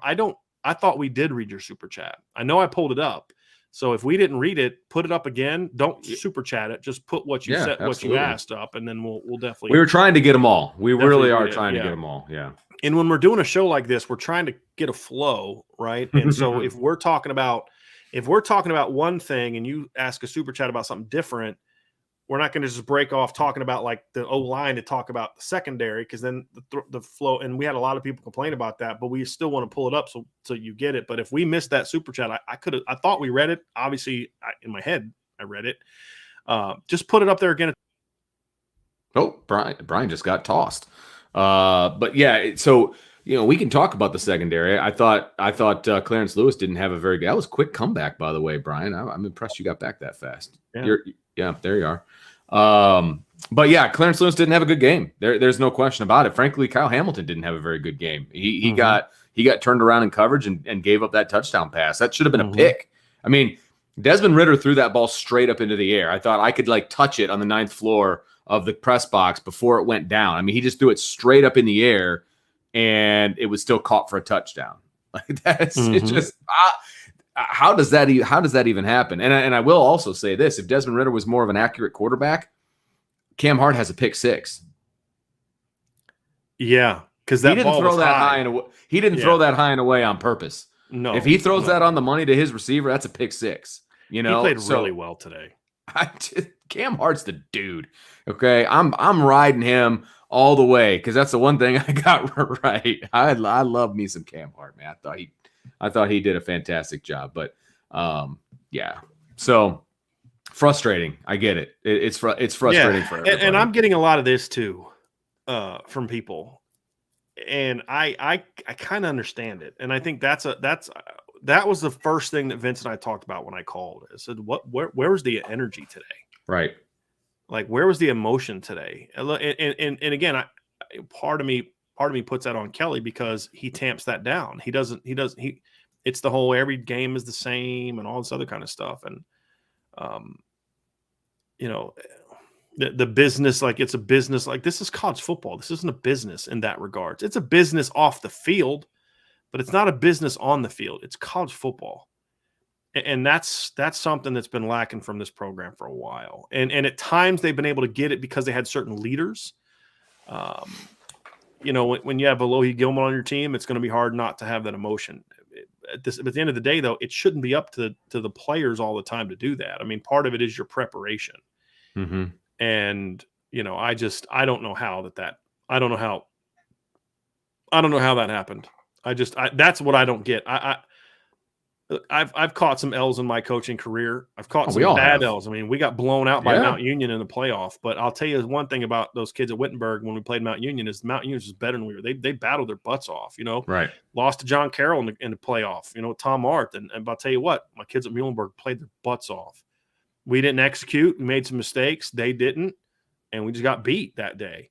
But you don't question, hey, did they bring it today? And that's my issue with this team is I just feel like there's too much of, and it's not that anybody didn't play. It just none of the guys played soft or didn't try. I'm not saying that. It's just there's an emotional level that has to be part of this game, and it's a controlled emotion. You don't want to be out of control, right? Sure. But we just don't see that very often from Brian Kelly's teams in big games, and that's something that's problematic. And maybe it is just a bad day, but it just seems to these bad days just seem happens to happen when they play good teams. Yeah. That's. I think we're past that excuse, David. I brought this up because I agree with half of it. Right, season is half over. We don't have a starting quarterback. Okay, you can make that argument. I get that. You've got three guys kind of rotating in and out. I get that. And it says our tight end is our best wide receiver. We told you guys that in January. Okay, and what's wrong with that? Did you watch Kyle Pitts last year? Right, exactly. I don't understand how that's an insult or how that's somehow a bad thing. We talked about the Notre Dame. We talked about the wide receiving core, when we talk about positions and all this stuff. Who's the alpha? Yeah, who's the alpha? For months, it's Michael Mayer. Mayer. Absolutely, and that's not I think I don't say that's a bad thing. It's not. It's not a bad thing. But look, you're right. They don't have a starting or a limiting thing. Not a bad thing. I don't think he's saying it's a bad, but it's a limiting thing. I think he's saying it's a limiting thing. It is. I don't think it's a limiting thing at all. Yeah. Yep. Yes. D-Rock, how many bad days can you have in one season? Well, hopefully one. Yes. But certain position groups have had 5 bad days up to this point. So, and they were all on Saturday and one on Sunday. Yep. See if we find some more comments here, Vince. Any other thoughts from the game? I want to get some people. I want to get some thoughts in here from you can pull up some stuff as you see them. I mean, it's somebody here. Sean says, there you go. That was pretty much basically the same thing I was going to pull up. Essentially, Cincy's an average team that beat a mistake-prone ND offense. Exactly. Well, I would say, and they beat a mistake-prone defense too. Yes. Yeah, they're better than average. They're a top 20. They're a top 20. They're a legit top 20 team. But I'm sorry, you're a top 10 team. You shouldn't be losing at home. Right. And somebody was like, "Well, they were home underdogs for a reason." Okay, so what does that say about last week? Right. Somebody goes, "Yeah, Vegas, they know everything, blah blah blah." They didn't know last week. Right. I mean, no, sorry. Vegas didn't know that Notre Dame would stay on the bus. Okay. Golden Domer. Okay, that's my 5th super chat. I got to stop, but I had to finish off that point. I love you guys, and thanks for helping me wrap my head around today. We appreciate you, buddy. We appreciate you, man. Very much so. And if anybody doesn't feel like we read their super chat, please let us know. It's a tough spot because, again, we're trying to respect all the super chats, and that's why we were pulling them up, even though some of them we didn't read, because we know there's so many comments that we're going to lose them if we don't get to them right away. But then at the first couple of times we were doing the show and we would just immediately jump to the super chats, we were going back and forth from topic to topic, and choppy. It was choppy, which I get. And so we're doing our best. Just know, even if we don't read it, it is appreciated. Yeah, but, no question. Yeah. I want to answer this one from Sam. He says, Vincent Bryan, is there any way Notre Dame makes the playoffs if they run the table from here on out?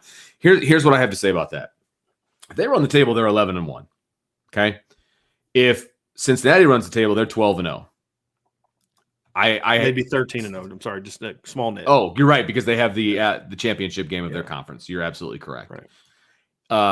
Obviously, if Cincinnati runs the table, right now I think it's Alabama. I think it's Georgia. It would be Cincinnati, and then that fourth one is wide open. You're going to have a bunch of Iowa one-loss right teams. now probably is okay.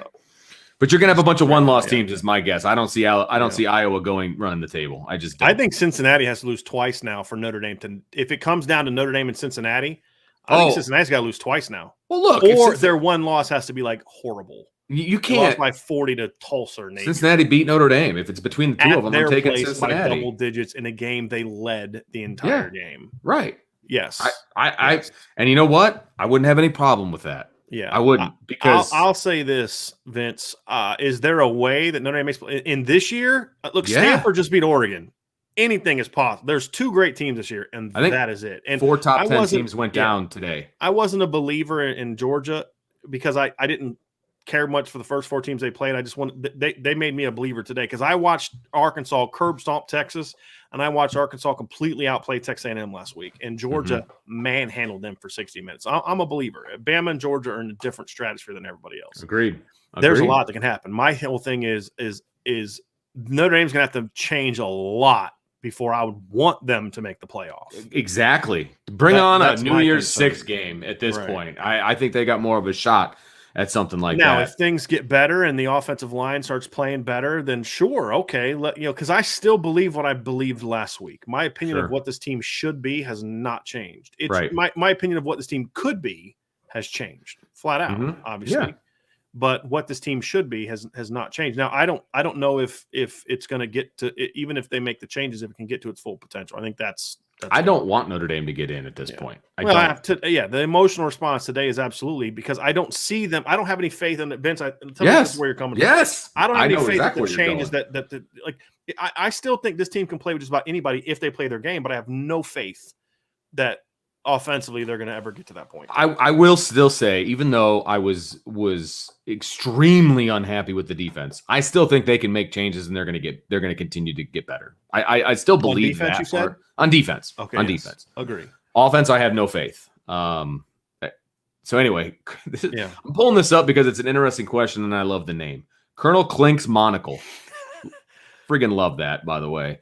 Vince and Brian, who do you think with the starting 5 O-linemen should be next week? The tough part about this is I don't know 5 starting caliber offensive linemen for Notre Dame right now. Right. If I heard Tosh Baker didn't play today because of a hamstring.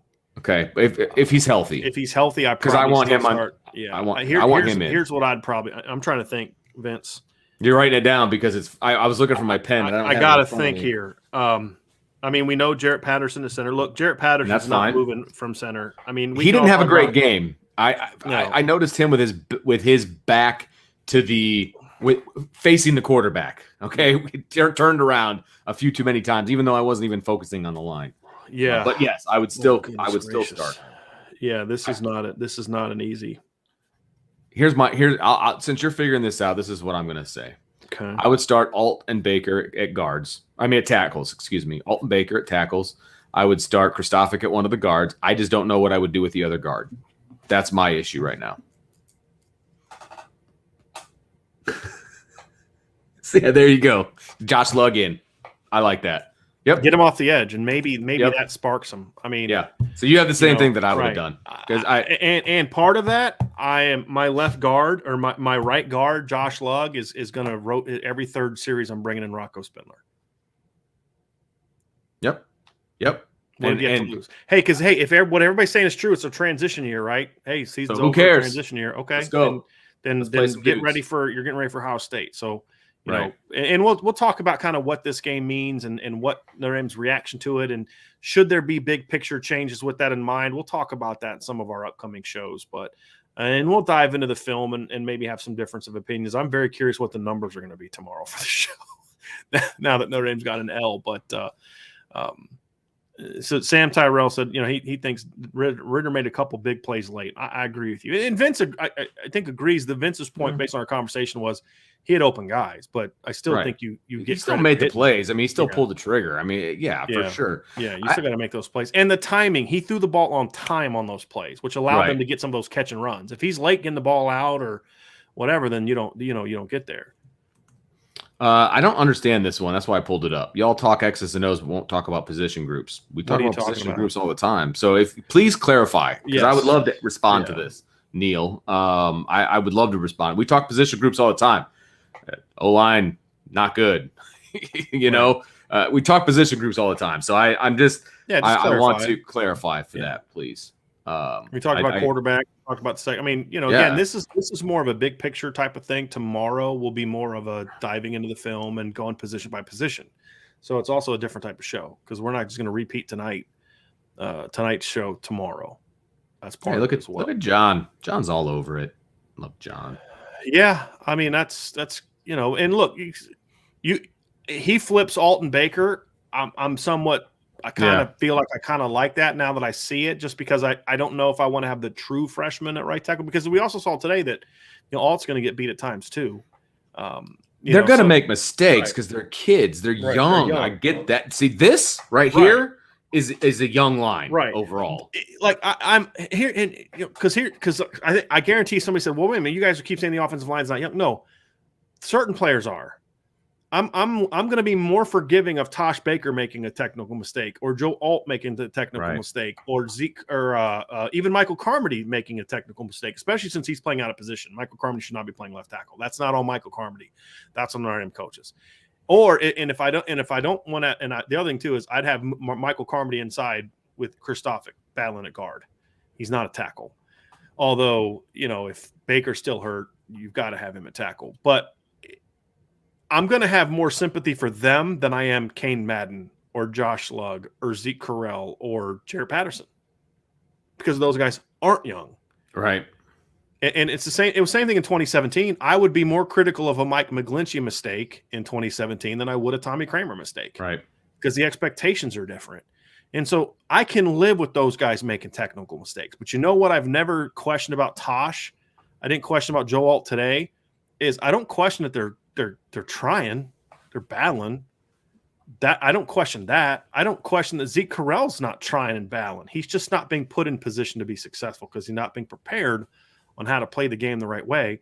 And a kid who's 6'3", 295 has to play with great technique. Yeah. And he's not being coached to play with great technique. VW 804, we need to run more screens. We only attempted one. That's not true. They attempted a handful. Several, and some of them may not look like screens, but so they had the slip. They completed 2 slip screens today, Vince, and then threw a third. That's correct, I think right? So, yeah. They threw 2 swing screens today. So they threw at least 5. There's a couple other types of screens I still would like to see, but they definitely ran some screens today. Yeah, and some of them with success. One went for like 11 yards, and they had some success there. Drew Stephen St. Blaise. Ritter isn't an elite quarterback. He's a bargain bin Pat White. I don't think he's an elite quarterback, but I mean, I don't think he's an elite quarterback. I really don't. I don't think he's anything like Pat White, though. I think they're different. They're different players. Here we go. Here's a good. We've played against far more talented quarterbacks. He didn't win this game, but he played good enough. That I will agree with. Jariah, I think Jariah nailed it. I think that's absolutely accurate. I really do. I think that's completely accurate. He made plays when it mattered. That's what Desmond did today. That's what I was impressed by. And you know what else? He ran his mouth all week. He needed to battle, and he needed to make plays. He needed to back it up. And I thought when it mattered most, he did. He had some misses, but he made plays when they needed him to. So Neil clarified for us, and I appreciate that, Neil. He says multiple questions about if any position group won their matchup today. Well, there's still a lot of questions we haven't gotten to, but we kind of said that. Like, look, I mean, when we talk about how bad the offensive line played, we thought the D line played really well. I think the D line won their matchup. Right. Overall. I think Michael Mayer won his matchup. He's kind of in a position all to himself, but no, look, this is the whole point of what we're saying. They didn't play well today. I thought Avery Davis and Lindsey won their matchup, but Austin didn't. Right. I'd say the receivers for Notre Dame did pretty much, for the most part, I thought, with the exception of Kevin Austin, did what they needed to do. I mean, they made play. Braden Lindsey, I mean, that's the kind of play we didn't think Braden Lindsey was capable of making, and he made it. Avery Davis continues to get open. Lorenzo Styles made a huge 3rd and 8 play. He caught that ball 3 yards short of the first down marker. And then not only that, instead of waiting on the ball, the freshman steps to the ball, which, number one, makes sure the DB doesn't cut in front of him, but number 2, gives him that separation. That was a great – great fundamental football play by a freshman. Yeah. So as far as who won their matchup, I mean, I don't Notre Dame didn't win the battle of the lines on offense. And I think that overall the skill at Notre Dame didn't make the big plays when they needed to. As a unit, I don't think they made the big plays when they needed to. Defensively, I think Notre Dame's front seven absolutely beat Cincinnati.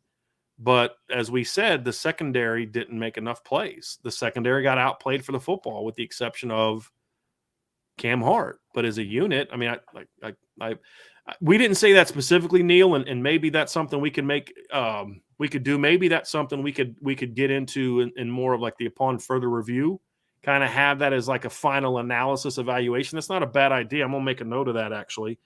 That's also something that I think is probably better for that Sunday night show too, because it allows us to dive into the film and have a better feel. So I appreciate you clarifying on that. And hopefully that answers your question, but that might be a really something better to have as part of tomorrow's show. TJ, being young is BS. Young Marines who lead can't make mistakes. People die. You are absolutely right. There's no question that you are the Marine. You are 100% correct. But we are talking about a game, right? So the stakes are a little bit different. But I guess agree to his point, though, I think that excuse. even adds to the whole. Yeah, they don't. There isn't life and death on the line here. Yeah, so even less reason to not play hard. Just go out there and leave it all out there. Right. Exactly. Neil says the running backs lost as far as a position group. They didn't lose. They didn't have a choice. I don't think that they did anything wrong. I'd be curious what he means by that. Did he explain kind of what he means by that? Lost. I disagree with that. I don't think that they lost. If you're going to include Chris Tyree's fumble as part of that, then sure, you can maybe have it. But I don't. That's special teams though. To me, I mean, it's a running back, but it's a special teams play. I don't look at the same. I thought their pass pro. I mean, Kyron had a couple really nice blitz pickups. I thought when they got room, they made plays. When they got the ball in space, they made plays. I can't think of many times that the running backs didn't, take advantage of the opportunities that were there. Yeah, I think it's more this for Neil than anything else. I don't want to put words in his mouth. But I said only the D line was the winning group. As a whole group, I don't necessarily disagree with that. I mean, who's the matchup the running backs are against? Right. The linebackers from Cincinnati weren't covering them.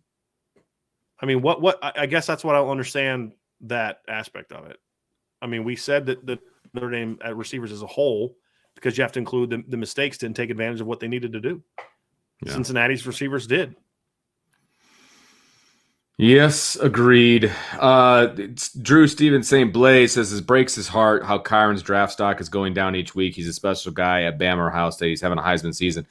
His draft stock's going to be just fine. First of all, running backs aren't going to go high in the draft anyway because they're just not used that way. And second of all, any NFL analyst worth his salt knows what Kyron Williams can do. And it has nothing to do with what's in front of him. Right. Now, and he'll have opportunities to overcome that too, Vince, when you get to the combine and stuff like that. So just want to throw that out there as well. Mark E. Stewart, thanks for the super chat. Seems like you guys are getting more super chats when a team loses. Maybe that's a bright spot. No, we had our Toledo was the insane. Big one. But that was a win over a team that they should not have even. And we had some major super chats last week after the win over. But we appreciate Wisconsin. That, Mark. Believe me, Mark. I'm looking for as much silver lining here as I possibly can as well. Okay. Yeah. And I'm digging pretty deep over here. I'm going to have a second basement in a second, but it's tough. It's tough to find the bright spot after watching that entire game. It just really is. It was just bad football. And it was hard. It was hard to watch, but thank you for the super chat, Mark. I really appreciate it. You are my silver lining. Thank you. Mark's good people. Yeah. He sent me a DM during the game. It was just kind of like weird. It was just a weird game. Yeah, I agree. Like they're down 17-0, and I'm like, I didn't feel like they how are they down 17? But at the same time, I didn't feel like I'm like, what did their offense do to make it 17-0? That's kind of where I was struggling with. You know, I got you. Like, I got you because Cincinnati didn't do anything at that Freeman point. 2025. I just love this name. That's when Kelly's contract is up. That's great. Oh, that's really good. I love that. Great. I love that name. That is awesome. That is awesome. Mike says muffing the kickoff was a backbreaker. You're absolutely correct. I mean, I don't know if it was it was painful. It didn't break. It was 10-0 in the first half. I mean, they had plenty of opportunities to overcome that, but they did, but you're not going to win big games when those type of mistakes happen. When you throw interceptions inside the 5-yard line, when you bring in a freshman quarterback and on 3rd and 12, have him go through a downfield. That's not on Tyler Buckner. That's on Tommy Rees. I'm sorry. Yeah, absolutely. I'm not putting that on Tyler Buckner. You're putting him in a position to not be successful. Period. Yeah. That's how I feel about that. But you make those mistakes, whether it's his fault or the receiver's fault or the coach's fault, it's still the mistake. To me, I feel like the fumble was bad, but you kind of made up for it with your own forced fumble that led to a touchdown. Right. But the interception where you're taking points off the board, that's the ones to me that hurt the most. And to Vince's point earlier, and I didn't really I didn't even get to that far. I was just so disgusted by it. It is what happens, and it's a point I've made about games in the past, Vince, what happens if they go down there and punch that one into the end zone? Mm-hmm. And right here, James Scott has a perfect thing here. He says, talk about leaving points on the field. What about Cincy getting an ineligible receiver penalty after that turnover inside the 5? Could have been up 14-0 rather than kicking for 3. Completely agree with that. And Cincinnati left a ton of points on the field, which leads me to my point that I don't think Cincinnati won this game. Right. That is perfect for my point, James. And I'm with you. I don't.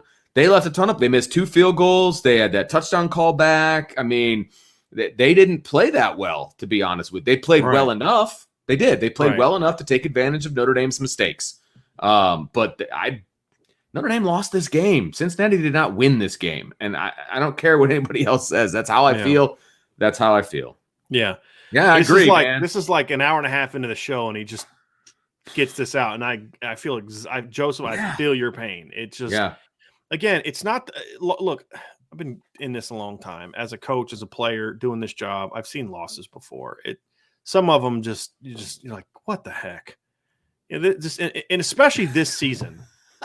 Vince, because this was the year, if you'd have made the right decisions with your coaching staff, who knows what this football team could have been this year. Right. Michael says, Brian and Vince, what changes would you guys make moving forward, and what changes could we see for Virginia Tech?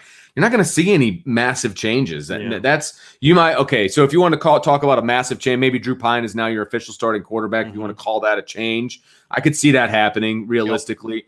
But you can't change overnight the offensive line.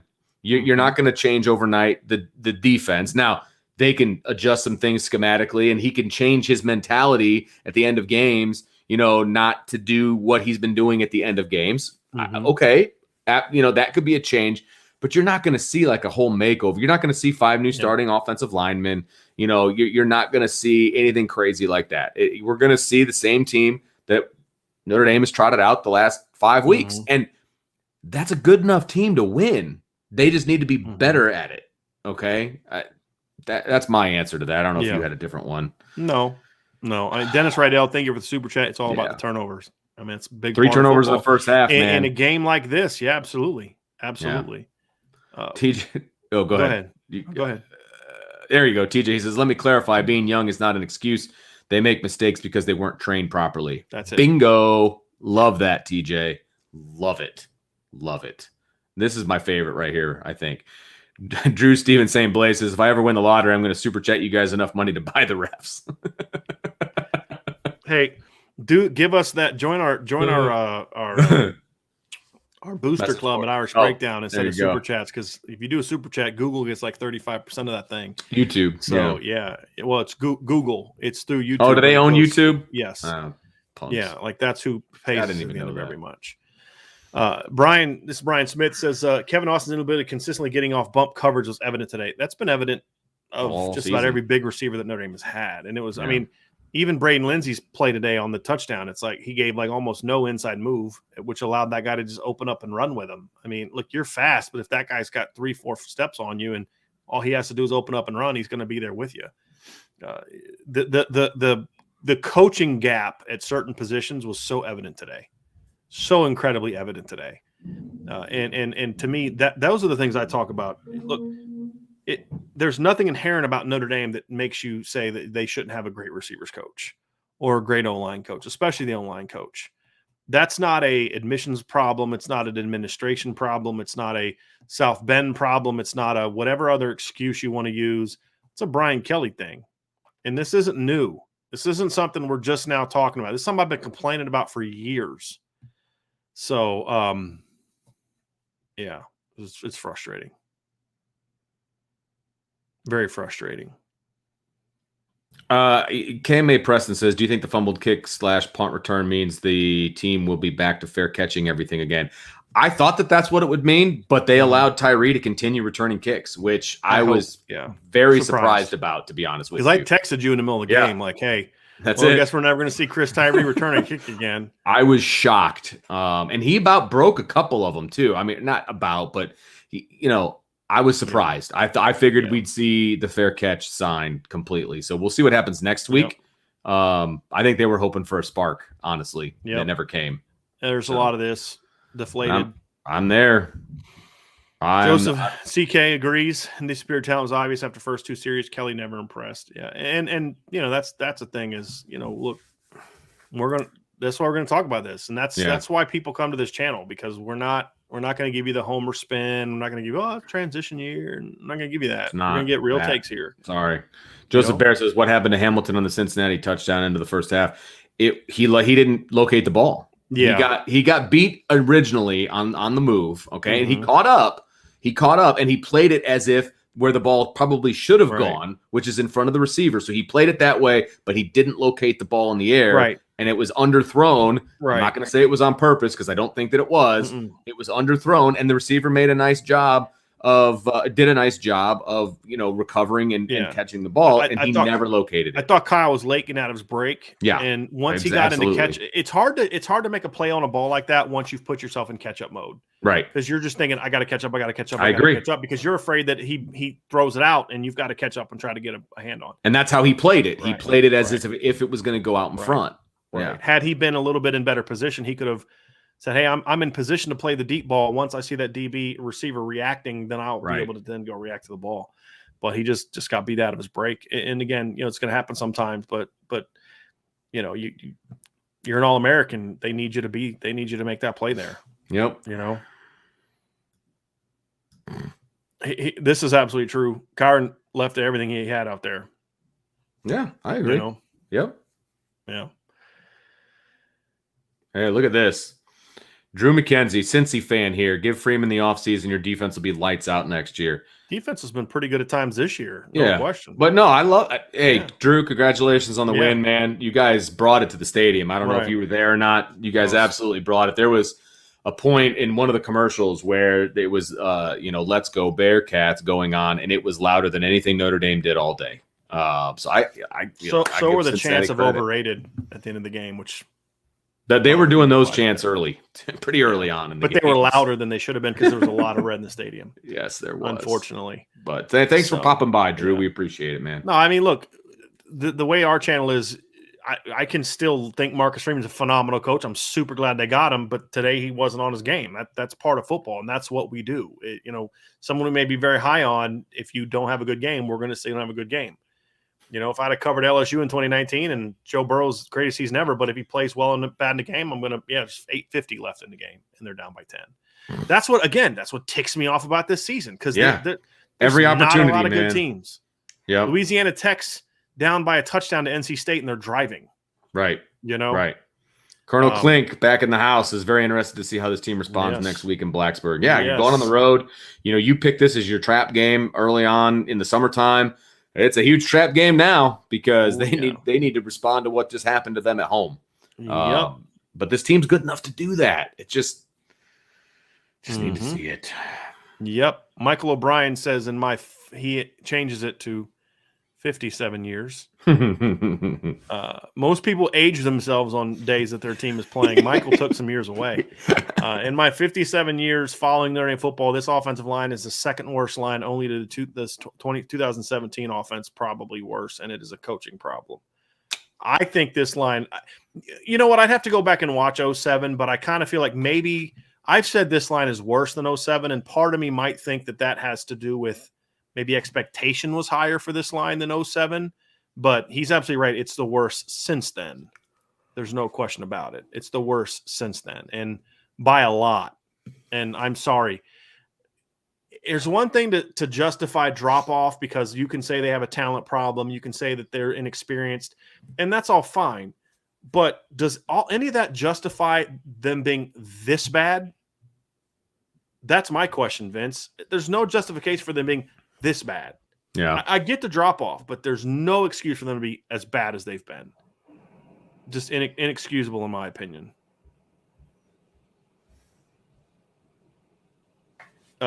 Chad Williams says Notre Dame Virginia Tech game got pushed to ACC network. That was announced before this game was played. It's been that way for a bit. That was announced a couple days ago, when they said that it was going to be a 7:30 game. They said at the time, that it was going to be on ACC network. I've seen Rob say this a couple times, so I'm going to pull it out. Why not give Jog Dirksen a chance at O-line? Can't be any worse than what we've already seen. They played 9 offensive linemen. Yeah. I mean, whatever. They play everybody. Give him a chance. Something's got to stick. From what I've heard about John is he's not always the most assignment correct guy, but then I'm like, well, neither is anybody else in the offensive line. Right. Exactly. I honestly, at this point in time, I just played. I mean, look, your most fundamentally sound players have been your freshmen. You know, their technique hasn't been completely destroyed yet. So, I mean, I don't get it. Like Joe Alt's good enough to play, but Rocco Spindler's not. Right. You know, I mean, you think highly enough of Joe Alt, who, again, I like what Joe Alt's done. I mean, sure. I gave him a 4.5 star upside grade. I thought he had a chance to be good. I'm shocked he's this good this early. But you like him enough to put a 45 jersey on him and line him up at tight end, but Rocco Spindler has yet to receive a single snap of football this season. Rocco Spindler in 5 games has not played a single snap of football.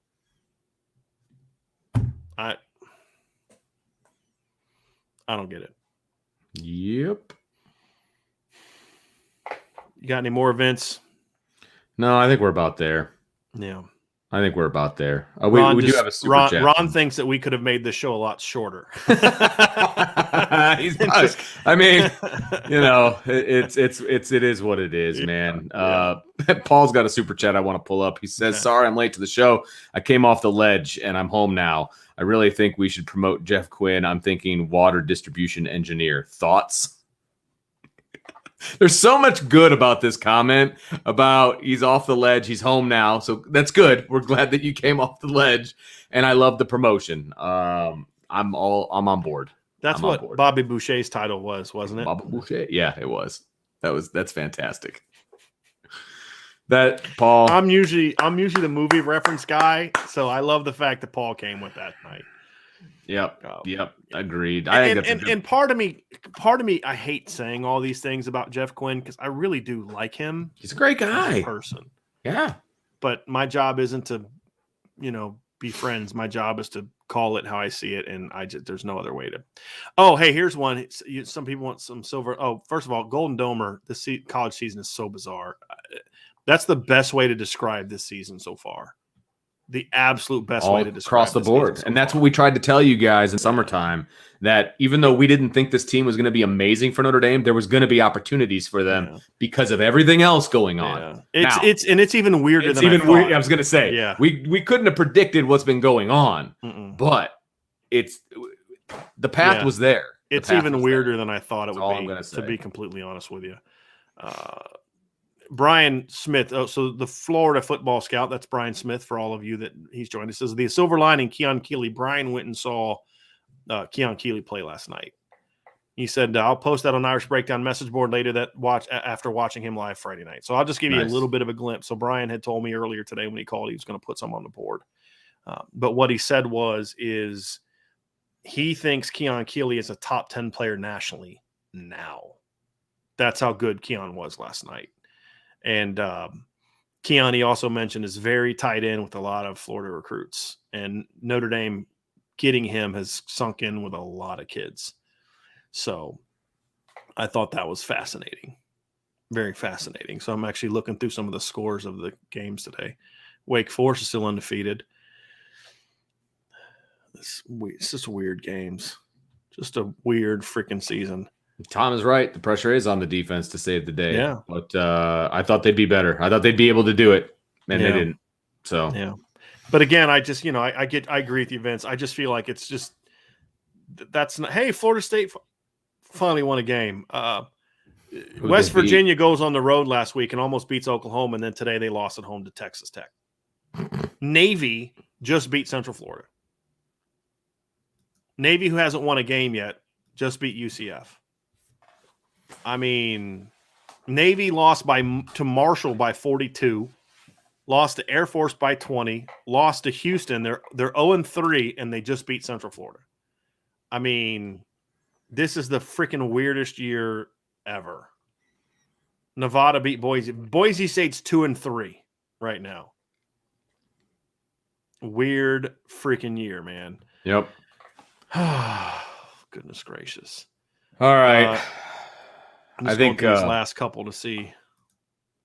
Tommy's not going anywhere.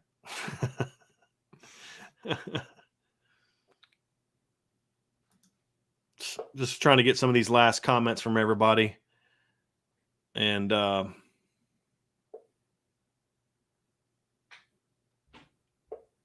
great question.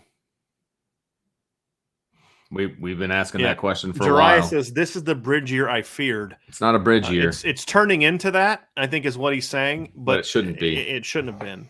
It shouldn't have been. Yeah. Thanks for the super chat, Caleb. Yeah. I don't disagree with you. I mean, I just feel like you're Notre Dame. You should be able to hire the best offensive line coach in the country. And, right. So I don't know. It's frustrating. Yep. So I believe that is, let me see here. I got a couple. Vince, I did want to ask you about this because you were actually there. Well, there's a lot of things to blame for. Number one, they're passionate about their team. I have no problem with that. They're within driving distance. I get that too. And frankly, this is a destination game for Cincinnati. So they're pretty much willing to pay whatever they got to pay to get in the building. Your casual Notre Dame fans not willing to pay what Notre Dame is asking them to pay. And I think that has a lot to do with it. I think that's something is willing and able. Yeah, absolutely. There's no way I could afford to take my family to a game. No chance. No chance. And so I get it. And I don't know if I think that's part of it.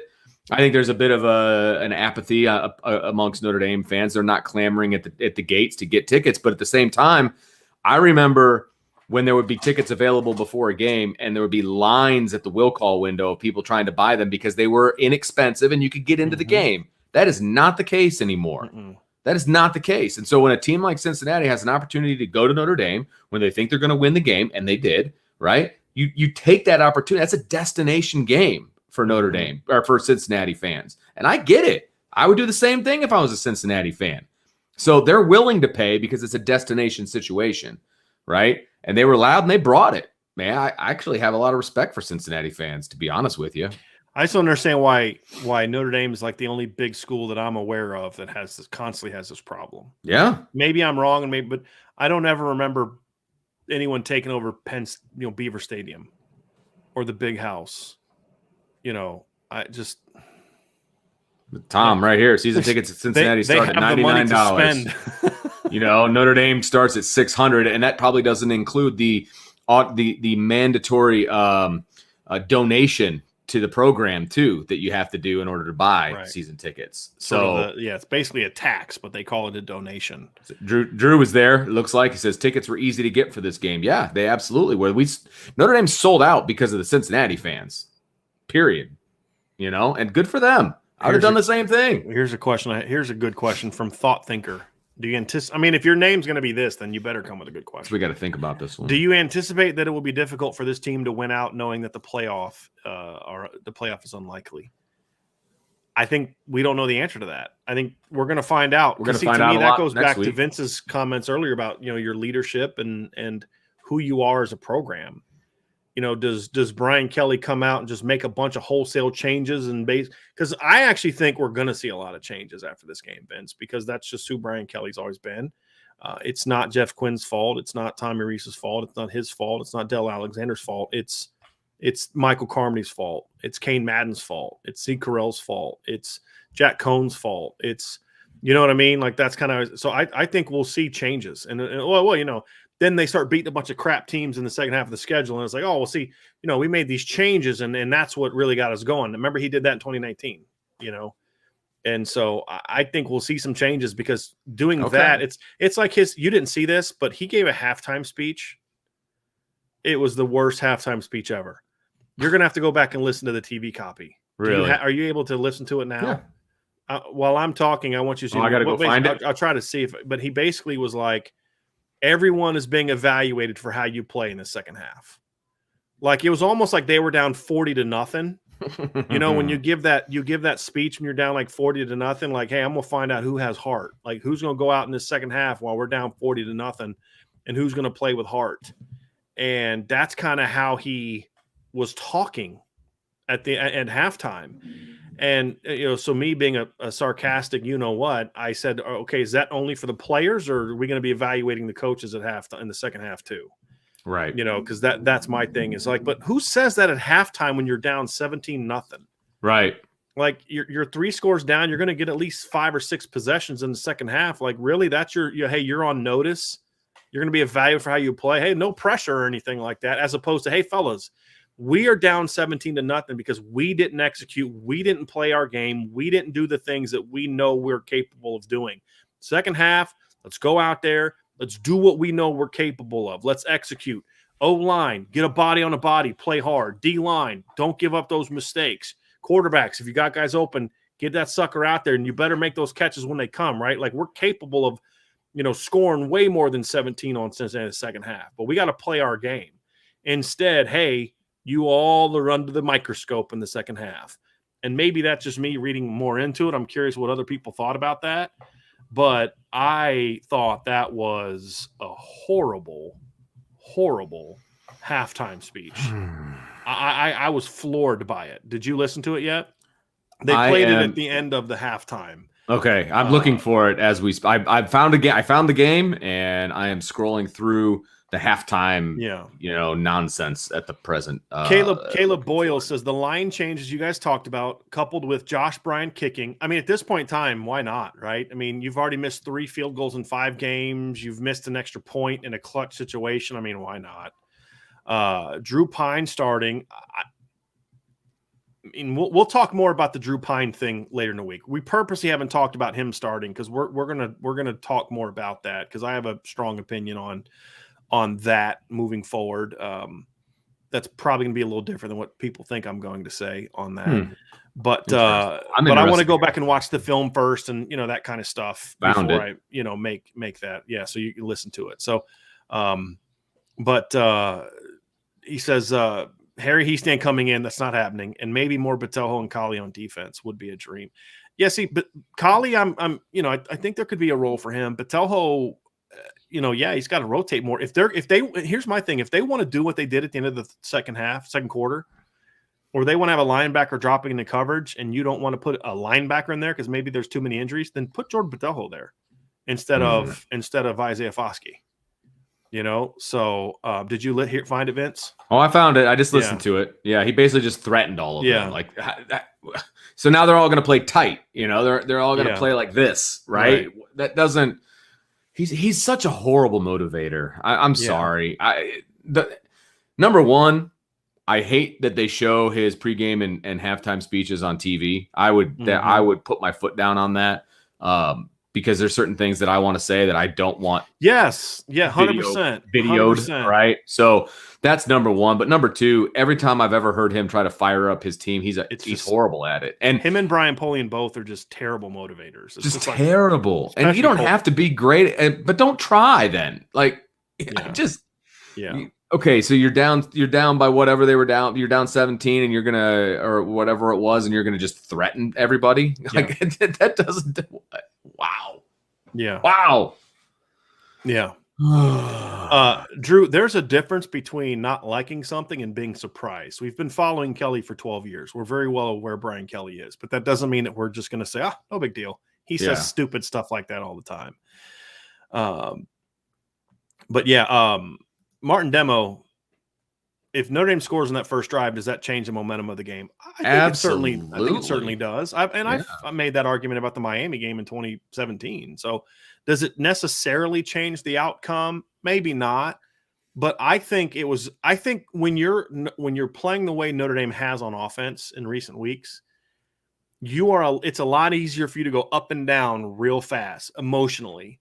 And a mistake like that is sort of the here we go again thing that can flat out get into the minds of a football team, especially young players. And I mean young, I mean all these kids are really in big picture young, except Kane Madden, who's 24. But he's in a young situation, like he hasn't played on this kind of spotlight before. Or you can have success. Hey, look, we went right down the field against a top 10 team, great defense, and we put that sucker in the end zone, and now we're going to play with a lot more confidence. Yeah, I think do I know for sure? No, I don't. Do I think it would have turned out differently? Yeah, I think it definitely could have. Absolutely, yeah. I think it could have. No question about it. And that's, I've said that before. I said that about Miami in 2017, but yeah, but Vince, back to your thing. I'm with you. I'd say, hey, look, NBC, we need our coach to be able to say whatever, he needs to say to his football team without it. Because remember, there was something he said a couple years ago that he had apologized for, and I was so pissed that he apologized for it. And it was just like, he's a coach in a locker room.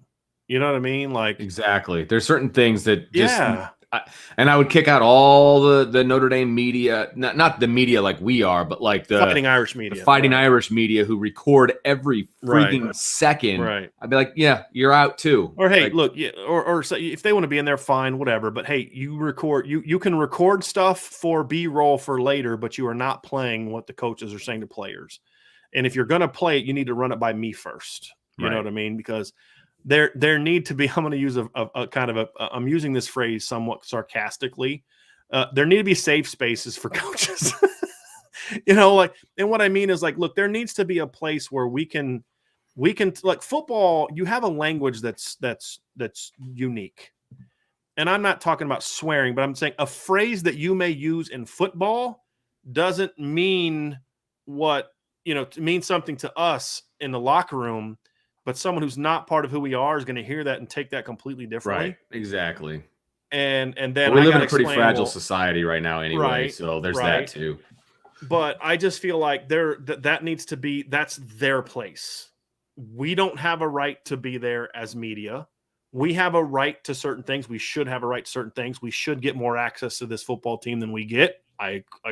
But the locker room during the game is not that is their space. It's not NBC's. It's not us. It's not fans. That's where the team has to be able to speak freely however they want. And then we get these. I feel like Brian Kelly's doing it for TV a lot of times, and that's disingenuous and I don't like it. But I thought Vince, did that not sound like a comment you make when you're down 40-0? Yeah. And it wasn't motivating at all. It just wasn't. I don't know. I didn't like it. There's people in here quoting exactly what he said, and yeah, that's exactly what he said, and that's fine. But it wasn't that's not going to get people to play better, right? This is This is what he said. You're evaluated for every snap that you play in the second half wearing a Notre Dame jersey, and you're going to play the right way, or you're not going to play. Period. Then he says, end of discussion to our standards that we've set with grit, attention to details, smarts, laser focus, and the incredible attitude. If you do that, hey, good things will happen. This part, I'm fine with. This part is horse crap to me. Right. Because that should already be known. Who doesn't already know that? But what in there is getting your team kind of getting in its right frame of mind to say, hey, we're going to go out there and we're going to do the things differently in the second half that got us in the situation in the first half. Because does anybody think Notre Dame's not good enough? Look, Notre Dame didn't even play in the second half and was still able to get that game to 17-13 in the fourth quarter. Right. And it should have been 17-14 with a chance to go down and win it. I mean, exactly. That's what it should have been. Jacob, you're mean. Yeah. It's all good. It's all good. And Mark said it. Mark said in 5 words what I said in 300, and this is it. This is what I should have said right here. What Mark said. The locker room sacred. Love it. That's their space. Yep. That nobody else has a right to. All right. see here. I think that is it. Yeah. I'll throw this up there. It says, "Stop taking the ball first. We can't score." They were given the ball first. Cincinnati won the toss, so they didn't really have a choice. Notre Dame's only option was to kick off, and then they could have also kicked off in the second half because Cincinnati's not saying, "Oh, okay, well, you guys want." No, if Cincinnati. So what you're saying is, Vince, Cincinnati won the toss and deferred. Yes, correct. Which meant they deferred their choice to the second half, which means Cincinnati's taking the ball in the second half. Correct. So if you choose to kick off to them, that's fine. You can do that. If you're one of those people you'll that be kicking off again. Never start on offense. That's cool, but just understand they're also starting the second half on offense. Right, exactly. So unless you're Alabama playing Mercer, that's probably not a good idea. But second of all, that is just one of those things I think people make a big deal out of that I don't think that you should. I'm a big believer in I don't think it matters what you do. Just execute. Yeah. Yep. Kevin Dillon with a super chat. I don't mind the message, but post game. Kevin, what exactly about the post game are you referring to? I'm just curious because there's a lot of things in the second half that I think we could point to, but I'm just kind of curious. Thanks, Kevin, by the way. Very, very much. That. Very, very much. But yeah, I do have a problem with that message at that time. I think that message can be sent to players. I think that message needs to be sent to players. That message does not get sent to players in a 17-0 game at halftime. Right. That's my point. Right. That's my point. Because somebody's like, oh, look, all the stuff you have said up until then about, whatever adjustments that you've made to me is out the window when your coach comes in and throws that ultimatum down. That should not be part of the conversation. You have that conversation on Sunday and Monday or at halftime of a 40-0 game. Right. Yep. I say, and again, I will agree with you. I have no problem with that is how you start the week of practice. Yeah. Like, look, we're in evaluation mode now because the performance on Saturday wasn't good enough. Right. Mm-hmm. So this is what's happened. It's not, we're in evaluation mode in the second half. That's not how you get guys motivated to play. Mm-hmm. It's just not. That's my issue with it. I'm not saying he's being too mean to him. No, that's not that. That's not what I was saying. It's about in the time any and the way. place. Yeah, exactly. Yep. Jacob's clarifying. I love you guys. I could listen forever. And I appreciate that, Jacob. I appreciate that. Really do. All right, so that's going to do it for the tonight show. Appreciate y'all. See, they're taking that seriously. You think it's time to execute the team? I'm all in favor of it. Is there a mic? I'm not dropping this mic. It's too expensive. But is there another mic I can drop? Because I think that pretty much does it. That's fantastic. Kevin was talking about. Okay, so I get you. So Kevin, what Kevin is saying, Vince, he's saying they should have done it in the post game. And he's right. I don't mind the message, but post game, yes, 100% agree. Absolutely correct. 100% agree. Yes, there's a time and a place for that. Look. I have given that come to Jesus conversation before as a coach. I guarantee I never gave it at halftime of a freaking game. Exactly. Unless it was like to an individual player, like, hey, you better give me better effort than what you just gave me, or I'm going to find someone who would. Again, there's a time and a place for that, but it's not to your entire football team when you're about to try to go out and do that. So I just, Vince, what were you laughing about? Right here from Revolver. This team needs to play like they want to drink from the skulls of their opponent. Stop playing soft. Wow. It's a very specific analogy, but I agree 100%. Okay. Very graphic. It's very graphic, but I love it. Yeah. I love it. Yeah. That's why. Sorry, I got to chuckle out of it because it's friggin' fantastic. I'm with you. Yeah. Joseph is super down about this game, man. Like I am too. I get you. I need to go. You know what I'm gonna do as soon as we sign off here, Brian. I'm gonna go hug my kids because I need to put my life back into perspective. Yes, that's what I need to do. Yes. And I know you're gonna go hug your wife. And unfortunately, she's not home. Right, she's not home. So, as soon as I said that, I'm gonna go hug and play with Rita and say, Rita let me hug her. Rita's got this weird thing, like she likes to be near me, but then when I pet her, if Rita's laying near me and I don't want her near me anymore, I just pet her. Yeah, and then she gets up and walks away. She'll pin herself on me, but then when I pet her, she gets up and moves around. Right. Sadie, I'll pet Sadie for like 2 straight hours, and as soon as I stop petting her, she gets up. You've seen her do it. She what gets up and acts like I haven't petted her in 3 weeks. You know what I mean? Yeah, exactly. Right. So, but I'm gonna go up there and feed them dinner, and it's rough day. But hey, that doesn't mean we're gonna be back tomorrow. Okay, Yeah. so I don't want to see any of y'all. Season's over. Don't want to do this. Don't want to do that. Look, we're not giving up on the season. They still got games to play. There's a lot we're going to learn about this football team. So there's no taking tomorrow off. There's no taking this next week off. We expect all y'all back for the show tomorrow. Before you leave, hit us with the like button, hit the subscribe button, hit the notification bell. Check out irishbreakdown.com, all that good stuff. David Knight, Mrs. Knight, do you want to listen to your football talk or play with me? David, I bet you buy. I know that. I'll tell you what. I'll tell you what that is. Hey, we love you in the chat, buddy, but get out. Go. Yeah. You got to go, buddy. Gotta go, man. So, I mean, hey, we love you, but, Joseph, you need some attention. Hey, wrong answer, David. Wrong answer. But we love you, buddy. We love that you choose to be here with us. But we should probably end the show now, Vince. So yeah. So David can go do what he needs to do, and we can make sure that Mrs. Knight is still happy. So absolutely. But I appreciate all of you. Thanks for joining us, everybody. Being with us. Absolutely. And it wasn't fun. I don't necessarily love doing it, but hey, we're gonna call them like we see them. So, there we go. There we go. I love that. By the way, appreciate y'all. Appreciate y'all very, very, very much for sticking with us tonight. We'll be back again tomorrow, 8:00 for our Upon Further Review. Unfortunately, Vince and I have to watch the film again. I'm not looking forward to it, but we're gonna have to watch the film. Not doing again. it tonight. No, it's not happening tonight. No. So anyway, everybody be good, be safe. Talk to y'all tomorrow night. And hey, we're all still Irish fans, right? So we'll be back tomorrow. We'll have plenty to talk about. So absolutely. Be well. Take care, everybody.